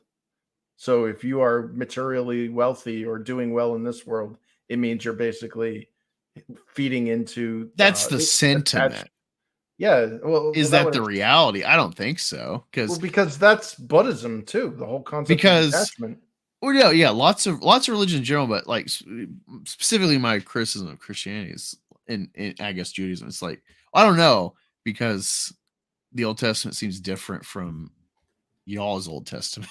Yeah, dude, the Torah, like, so that's one of the things that blew my mind, because when I had a Christian friend that talked to me about like the Old Testament and the New Testament, like I was like, that's not even remotely how like a God is represented, or Hashem or is represented in the Torah. Like, God is basically there. He's not good. He's not love. He's not evil. He's there. He's basically a game master. He's the one that created this that game. Is much better than, but when Jesus comes in and he's one of three of a multi-bodied one. Was that like a clone? Did like the game master like impregnate some chick and be like, yeah, you're gonna give birth to a genetic impregnated him. He impregnated her with himself. Yeah, he basically. But what if instead of him sticking his dick in her, he literally just took a cloned whatever, fertilized egg, and just shoved it up her hoo-ha and said, "That's me. You're giving birth to a clone of me." Yeah, like there's just a lot of weird stuff like that where it's like, what is your? There seems to be this real revulsion of polytheism. Like, it's bad to be polytheistic. And it's like, but you made the Trinity, and that is just three gods. But you just say it's one, and it's a mystery. It's like, this is arbitrary. I just like, there's a lot of tonal stuff where it's like, You read all the different acts of God killing people. Yeah. If it's righteous or not, whatever, but God kills people. And then it's like, as a Christian, you have to think retroactively, like, okay, well, Jesus was doing this. It's all one and the same, essentially. So Jesus did Sodom and Gomorrah. Jesus did the flood. Jesus did Babel. Jesus sent the Israelites to slaughter nations around them, man, woman, and child. And wait, was any of that actually in the New Testament? Because I don't think Jesus actually sent anybody to do anything. No. But I'm saying this is the problem. It's like you read the Old Testament and you're reading just God the Father in the Old Testament as a Christian. Mm-hmm. Jesus is like a concept. It's Emmanuel. He's a prophecy. Dude, he's the God Messiah is the Father. Prophecy. It's not even just the Father. It's a completely like, I am a jealous God. You should worship no other gods than me. Do exactly as I say, or I will destroy you. Yeah. And that's basically that's the Jewish God. Is basically it's this all-powerful guy that will fuck shit up. Like there is no paternal to it. It's not like he sees us as his children. There's no blessed be thee and all. No, this is my game. I created this fucking this chessboard, and you're just a pawn on this game. There's no heaven. You're not going to heaven after this. There's no eternal magical reward. Like that's a Christian thing. That's a New Testament thing. You're basically there to make a better world. Tikkun olam.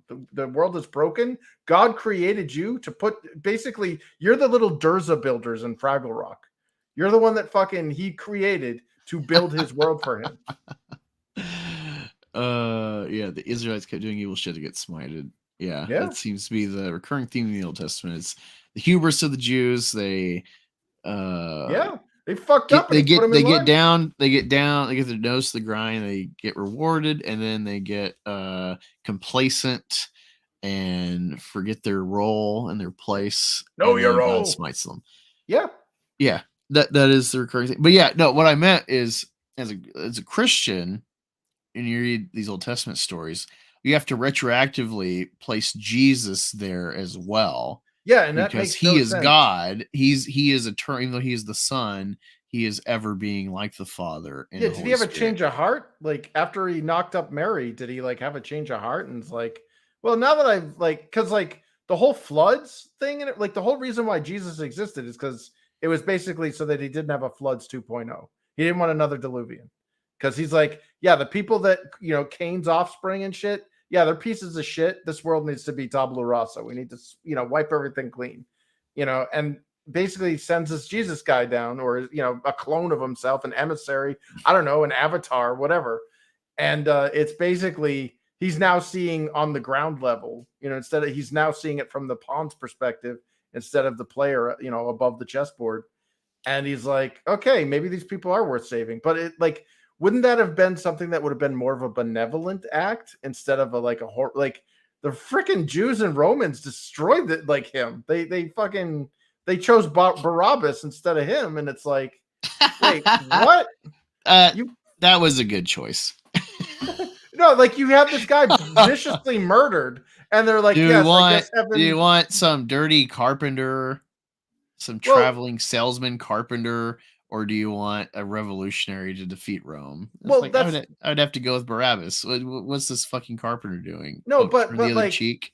But pay Caesar taxes. If you were the engineer, if you were the architect, if you were the programmer, okay, and you're sending out one of your little AI drones or whatever to scout down in the code to see if it's worth salvaging, and all of a sudden it comes back dead.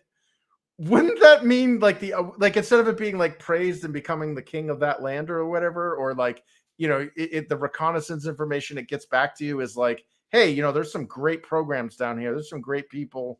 There's, the world really is worth saving. Instead, no, we sent it back to him with fucking holes in its hands and its wrists. Fucking that's funny because Prometheus in Alien Covenant, there's this idea that Jesus is an engineer. And that we killed him.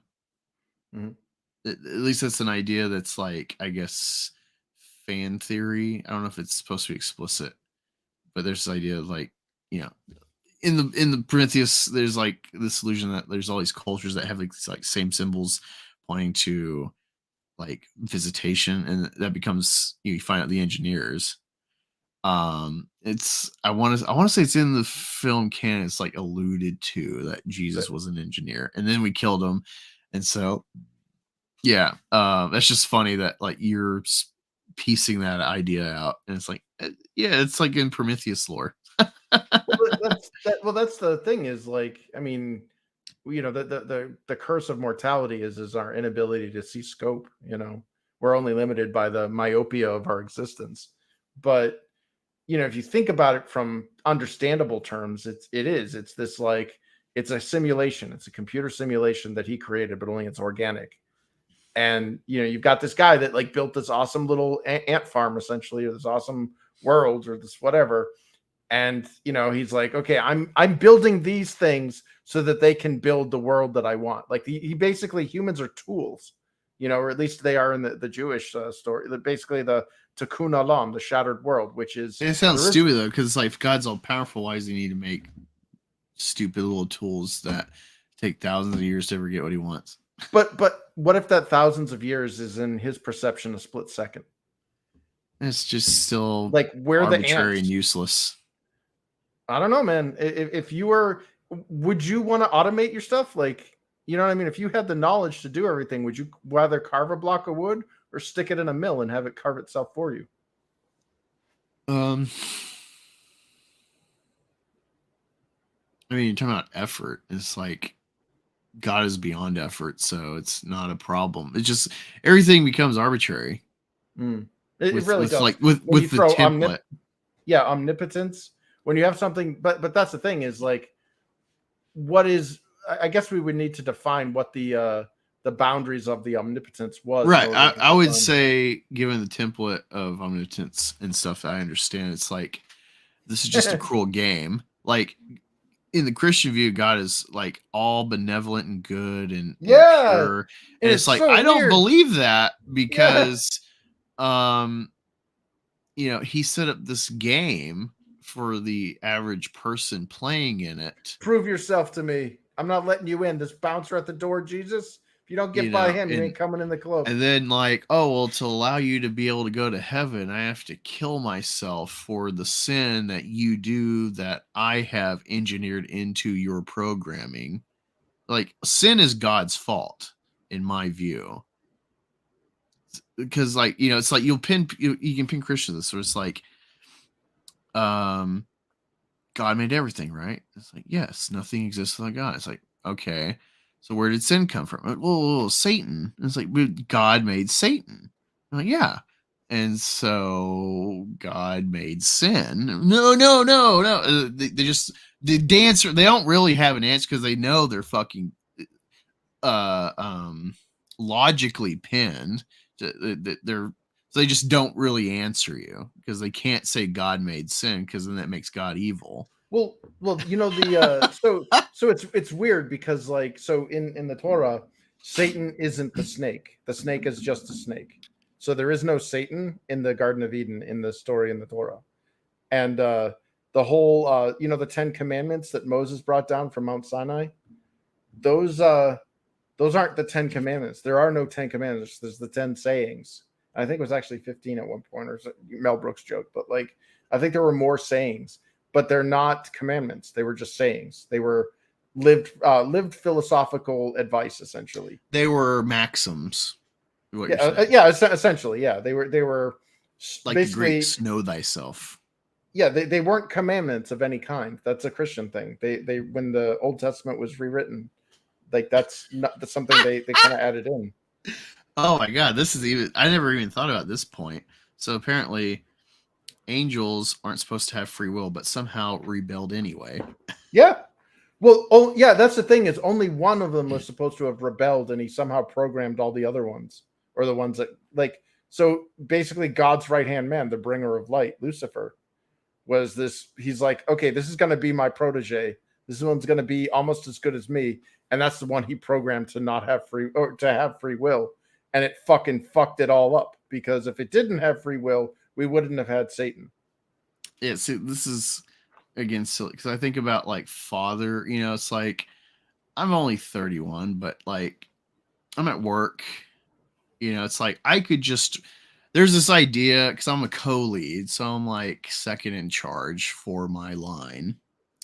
And there's this idea, especially with the bitch above me, that it's like she works with this because I found out she's been to prison. I don't know what for, but it makes a lot of sense when you start tying things together. There's a lot of people at my job have been in prison before, but like they seem like they're at a point where it's like, oh, they've like buckled down and they've turned their life around. They're being productive, they're putting their nose to the grind, doing what they need to sustain a good life, elevated income, but she's going at this prison mentality still of like keep everybody else down so I stay on top. And it's like me being a father and just like there's this idea of like, well, don't train people too much because then they'll take your job. That's like I think her approach. And so I've only learned things in spite of her to be where I'm at. Versus like I have no problem teaching my underlings my job because at the end of the day they can learn and know how to do thing, but they don't actually like they want like the $1 or $2 raise that they could get at my level, but they don't want the responsibility having to do that every day. And so like I have no fucking problem teaching you anything that I know, because if anything I can be like, oh fuck, I can not do this task today. Hey, go do that. I have no problem with that. And so like God the Father, it's like you think of being a father, being a man, good men aren't jealous of each other. They lift each other up. Even though we're all in competition, it's like good men are like friendly competitors. We're all trying to like raise each other's ships, in the harbor. We're not trying to sink each other. And God the Father seems like, I just think it's a bad misnomer, honestly. It's like fathers uplift. They don't like constantly smash and put down. That's like seems the theme. And I get it's like a disciplinary idea in the Bible, but I just given the whole reach of God stuff, it seems like he does very little to actually help anything. Well, I would be interested to see what like the theologians actually believe is the extent of God's omnipotence, because that could completely change how the entire stories are viewed. Oh, well, like I was in a philosophy 101 class for Western religion. It's like, depending, I guess, what specific blend you're talking about, but overall, like the Abrahamic God is like nothing is, it's like he is all good, he's all knowing, he's all powerful. Like the whole like, can God create a stone he can't lift? And it's like, it's fucking infinity loop. It's like, well, God is all powerful, so he can make anything. But could he make something he couldn't lift? And it's like it's circular logic kind of problem. Well, but it's interesting some of the answers people try to like offer to counter or be like, well, this is a non-question. This is ridiculous. Well, no, I mean, because if God was like a computer engineer, okay, you're a computer programmer. You're pretty fucking powerful in computer world if you're making your own world, essentially, okay? You wrote all the code for it. You wrote all of the AI for the NPCs or your humans or whatever. You I love set the idea up of God as an incel on a computer. Yeah, no, but it's an architect. You're building this simulation, okay? Well, that builder of the simulation has limits. Sure, they're omnipotent in that simulation, meaning that to the people being simulated, then you have this omnipotent being. But to the people outside of the simulation, you're just Bob. You're just another person. Like, and if shit goes awry in that computer, things are beyond the control of the engineer that built that simulation. The computer could have a fucking, I don't know, there's an errant code in there and shit starts getting all fucked up. and it's like, oh crap, what you could go in and fix it. You've got the power to, it fucking fucked up this whole area. Okay, I can go in and scrap that code and freaking code revise or whatever. But like you're and that would be considered omnipotent from the simulate, the people that are simulated, where they're like, holy shit, he just made an entire continent reform, or we all went back in time, or whatever. People came back from the dead, or I got $1 million, whatever. But like outside of the simulation, you're just a dude, and if things go really bad, that computer could get struck by a power surge, and you could lose everything. You know what I mean? Is it still that level of omnipotence where you're like outside of the simulation, you're just as all powerful as well, or you know what I mean? Like, yeah, we have such a limited scope of what omnipotence is.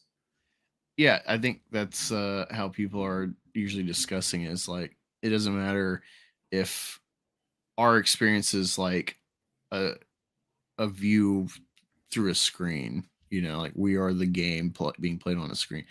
Yeah. The idea of omnipotence, like ever reaching in all forms, all concepts. He's beyond comprehension, but he's also all good. Yeah. It's like, so like, that's the thing, is like, if there wasn't so much red tape established about the concept of the God in Christianity, then like they do they're their worst enemy. When you're talking to them about, it's like, and why I don't believe or whatever, and have these conversations, like, well, like this thing's stupid, and they love to have the cake and eat it too, where it's like, oh, well, like this fucking retarded Down syndrome guy can be a good Christian when he's got like a 5-year-old intellect, so he can only understand any of these ideas on like a very surface level, but also a PhD can be just as good a Christian with way more intellect about it. And yet, like, there's different rules for knowledge. It's like, you could have of mice and men, like a guy kills somebody. He's like, well, he's retarded. Then like he's forgiven. But it's like, oh, well, it's Ted Bundy. Then, oh yeah, definitely he's gonna get it. It's like there's no like uniform justice in a way. Well, in Christianity. That and the whole concept of hell isn't even in the Bible. That's Dante Alighieri's Divine Comedy. Sure. Well, I mean, at least whoever's in control writing, whenever. Yes. Well, hell is in there. Jesus says it so many times. No, but he's not referring to hell as in what we think hell is, because we've been tainted by Dante Alighieri's works. I would not say we've been tainted. I'd say we've been the 7 deadly sins. The 7 deadly sins and the 7 cardinal virtues are not listed once in the Bible. That is completely secular writing that wrote that shit. That's not in the Bible at all. And on top of that, the concept of hell that is alluded to in the Bible is not fire and brimstone and all that stuff. It's the absence of the presence of God, which could in theory mean oblivion, which means if you don't freaking paradise. Well, it could be it could be anything, yeah. But like the idea is that if you don't know God, then no plagues, no scattering the tribes of languages at Tower of Babel. Like, it's like, sounds like life would be a lot better without. No, but if you died and you went to hell, and it wasn't the hell of Alighieri's books, it could be just a matter of you go into the deep quiet, like meaning that it's all black. You don't exist anymore. You're in oblivion. You've never. That's it. Game over. The story sounds ends peaceful. For you. It could be. For many who seek death, that's what they seek, is oblivion. Because the horrors of reality in life are noisy and painful, and oblivion is more peaceful. But the whole Christian stuff is also well, if you play my game and you get past the bouncer and we let you in the special club, that doesn't have to be. You don't have to have oblivion waiting for you. You could actually continue on to a cooler story. You could have Skyrim. Yeah. Well, you know what I mean, though? Like that's if you take out the secular bullshit and you take out all the weird orthodoxy that's been enraptured around the Christian mythos or the Christian religion, you get that as the basic story. You get this, hey, we got this guy, you play by his rules, and you believe them. At the end of the day, he's the bouncer, and the only way you can get into the club is through him. And once you get into the club, it means the story doesn't end. That's it. All of the fire and brimstone, the eternal torturing, and all that shit, that's actually has nothing to do. That's just there to scare stupid people. So me and Rookie yesterday were watching South Park of Cartman Land, where he gets the amusement park. Yeah, he's all by himself. And they in it they tell the story of Joe because Cartman's getting everything he wants, and then Kyle gets an infected hemorrhoid. Yeah, and all this, and he's like, so it's like, oh, here's the story of Job, and like they tell it, and it's like, on a dare. And it's like, he's like, wait, is that supposed to be a good story? Like, well, yeah, and he's like, and then like they never perceived it from like Kyle's friend was like, that sounds like shit. Yeah, like what a fucking awful God. And well, so we were talking about this, and I was saying like, I don't know the actual stats, but I've heard like God killed like, let's say 3 million people in the Old Testament versus Satan kills like, I guess like 10 people. And I was saying like, it'd be funny if it turns out everyone buying into the Bible shit. So actually, you've been reading the devil's book the whole time. God doesn't give a fuck. Just live. You've been following Satan. Well, there is, that's it's face off. No, that's the terror of religion, is they make fun of it in South Park where everybody goes to hell, and he's like, but I'm Mormon. Yeah, you chose the wrong religion. The real one, the true one is Jehovah's Witness. You know, or actually, I think it was, but I'm a Jehovah's Witness. Mormon is the correct. That's the one. It was, but I'm a Jehovah's Witness. The answer is Mormon. Yeah, and that's the horror of religions, is that you could be inadvertently pissing off the wrong person. You know what I mean? Like, you could be, by adhering to what you believe is right, could be causing damage. And that's why I personally, that's why I kind of like Judaism, where it's like, God isn't a moral thing. God isn't good. God isn't evil. God just is. And he's done some evil fucking shit. Like, he's wiped entire civilizations off the planet. He even says, I am a jealous God. Jealousy seems that seems unbecoming of an all. Yeah, I like the Old Testament God. Especially the way you're adding context.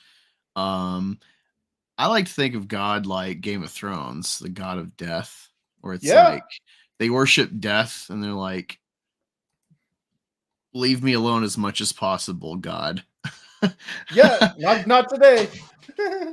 Like, I love that idea. It's like, yeah, the only God is death. That's because that is certain. Everyone's going to die, and you're hoping you have more time than not. Well, that's the other thing is, I think people think of like God as like, oh, please help me and give me stuff and don't hurt me if I didn't honor your arbitrary codes. Versus like, God is someone you avoid. He is like just this energy sucking entity. He's Galactus. He's unfeeling. He's inevitable, and you're circling the drain every day, and you're hoping you can just like build momentum and stay in orbit as long as possible before you meet God. That's what I think about God. If as a concept, if God's real, then that's me. That's my worship, is avoidance. It's awareness and avoidance. Well, my personal belief is that I do believe in the whole Tikkun Olam thing, where sure, like, God is that inevitable force that will take you out. You're in constant pursuit since the day you were born, that it's coming for you. But your job is biological imperatives. Your job is what we were programmed to do by this creator, by this engineer, is basically reproduce and leave a better world than the one you left behind. I mean, this whole progress, like, we've advanced out of cavemen and stuff, and we've gone through the Renaissance, and we've gone through the Industrial Revolution. That's doing God's work. We are advancing as a species because we are propagating, and we are making our progeny better off than we were. And I think that if it's a continued succession of that, making your kids have a better life than you had, and you're leaving a world better than the one you entered, it makes the world a better place. You're building up towards something better. And eventually we'll leave the planet. You know, we'll become that point where we're civilization apex, where we went, fuck Earth, we can go somewhere else and we can start this all over again somewhere else, on multiple somewhere else's. Yeah, I think of it as reverse. I think we are straying further away from natural ordination. I think, like the caveman self was our pure self. We lived for 20 years and fucking ate each It's other. not about the length. It's about like how vigorous was the time you had. We were running scared. We were fucking scared. You're living. It's everything's at 100%. You know, like it's like the chimp story. Like it's kind of funny, but like I'm really thinking about like that chimp was living a domestic life since birth, and he had fucking enough because inside he knows this is but like that's in everything. Like if you let a pig out, 2 days later it's a fucking wild boar. Like they go wild because that's what they're supposed to be. We've perverted. Domestication is perversion, ultimately. Like I believe in a kind of Ted Kaczynski worldview. We need to return as much as possible, not to return to like the 50s or something. We need to return to nature as much as possible. Every step away from that is a deviation. Well, I mean, we would. I think this is where you get the midlife crisis and existential dread. Like you don't get this when you're living an animal life. Well, that's because you don't have a midlife. Your midlife is fucking 10 years old. Like, if that, like. But it's all to the fullest. But is it? There's no like, oh man, I'm gonna. Have you ever been homeless? To do the blah blah blah. What's that? Have you ever been homeless? Like, have you ever been fucking scared where you're like, this is how? No, I mean, I play the game of modern life pretty well. I guess I do what I need to enjoy the normalcy, but I don't think like I am stuck in the system. I feel like I'm just aware of the system that I'm stuck in. You know, it's like I can't rationally just be wild all of a sudden. You know, it's like I am domesticated, but I think domestication, what we've made, is a perversion. I think it's the root of all of our problems. Like, yeah, we wouldn't live as long if we were wild and natural, but I think we live to the fullest. I think there's real value in the animal.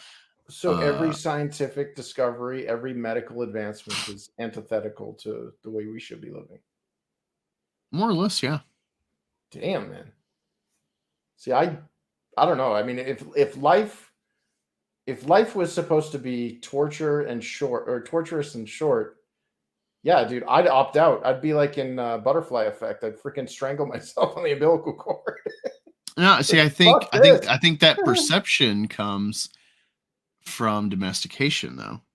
Like the fucking random tribal people in the Amazon, like you never hear about them being suicidal, except maybe if like a mom. It's like a mom, you know, fucking postpartum, like, you know, hormones, whatever, something like that. But otherwise, like they just, you got people in these tribes, like it's a yearly ritual or if not more, of like, yeah, you've crossed the threshold. You're a man now. Prove it. Wear these fucking cactus gloves full of fire ants for hours. Yeah. You know, it's like arbitrary little culture stuff like that. Like we don't have that.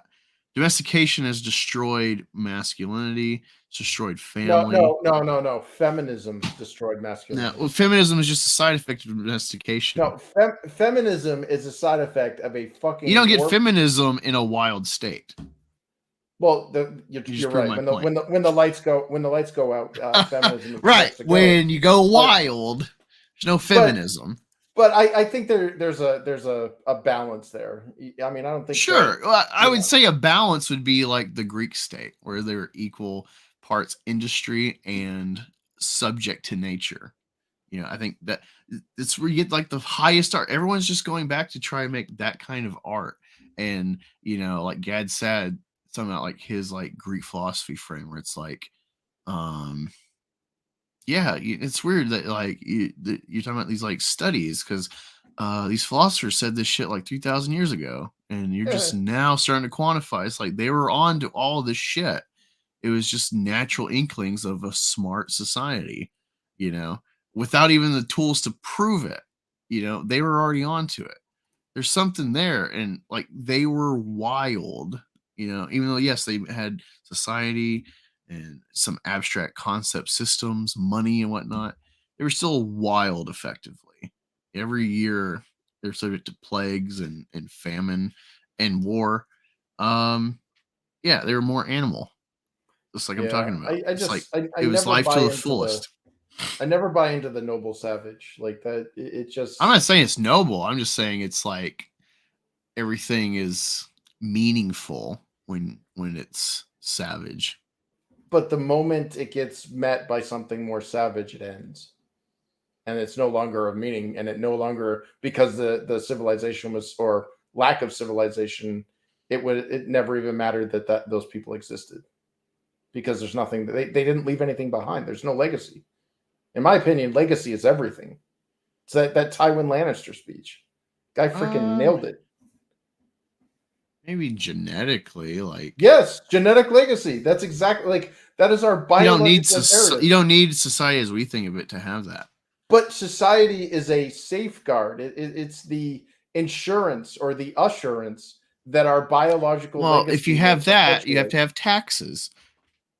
Do we? Why would we need taxes for that? Who's in charge of making sure we stay in line with our societal laws or our agreed upon rituals and whatnot?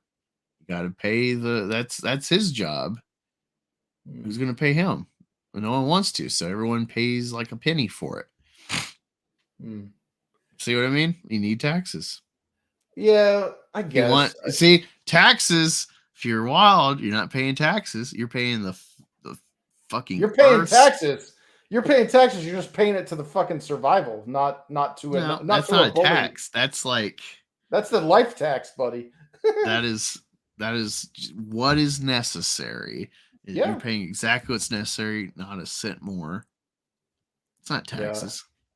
Yeah. Well, if you're paying it involuntarily, it's a form of tax. This is fun. I wish I could go on, but I gotta go to bed because I gotta go to work. Oh shit! Yeah, me too. Oops. But no, it's fun. I like how we just meander. We go off each other so well. So yeah. It's been a while too. We haven't talked in a few weeks. Hell yeah. So I look forward to talking to you next week. Sweet. And, hell yeah. Maybe more off screen somewhere. But cool. See you next week for this, and see you Thursday for All American Beef. We should have Vex Electronica.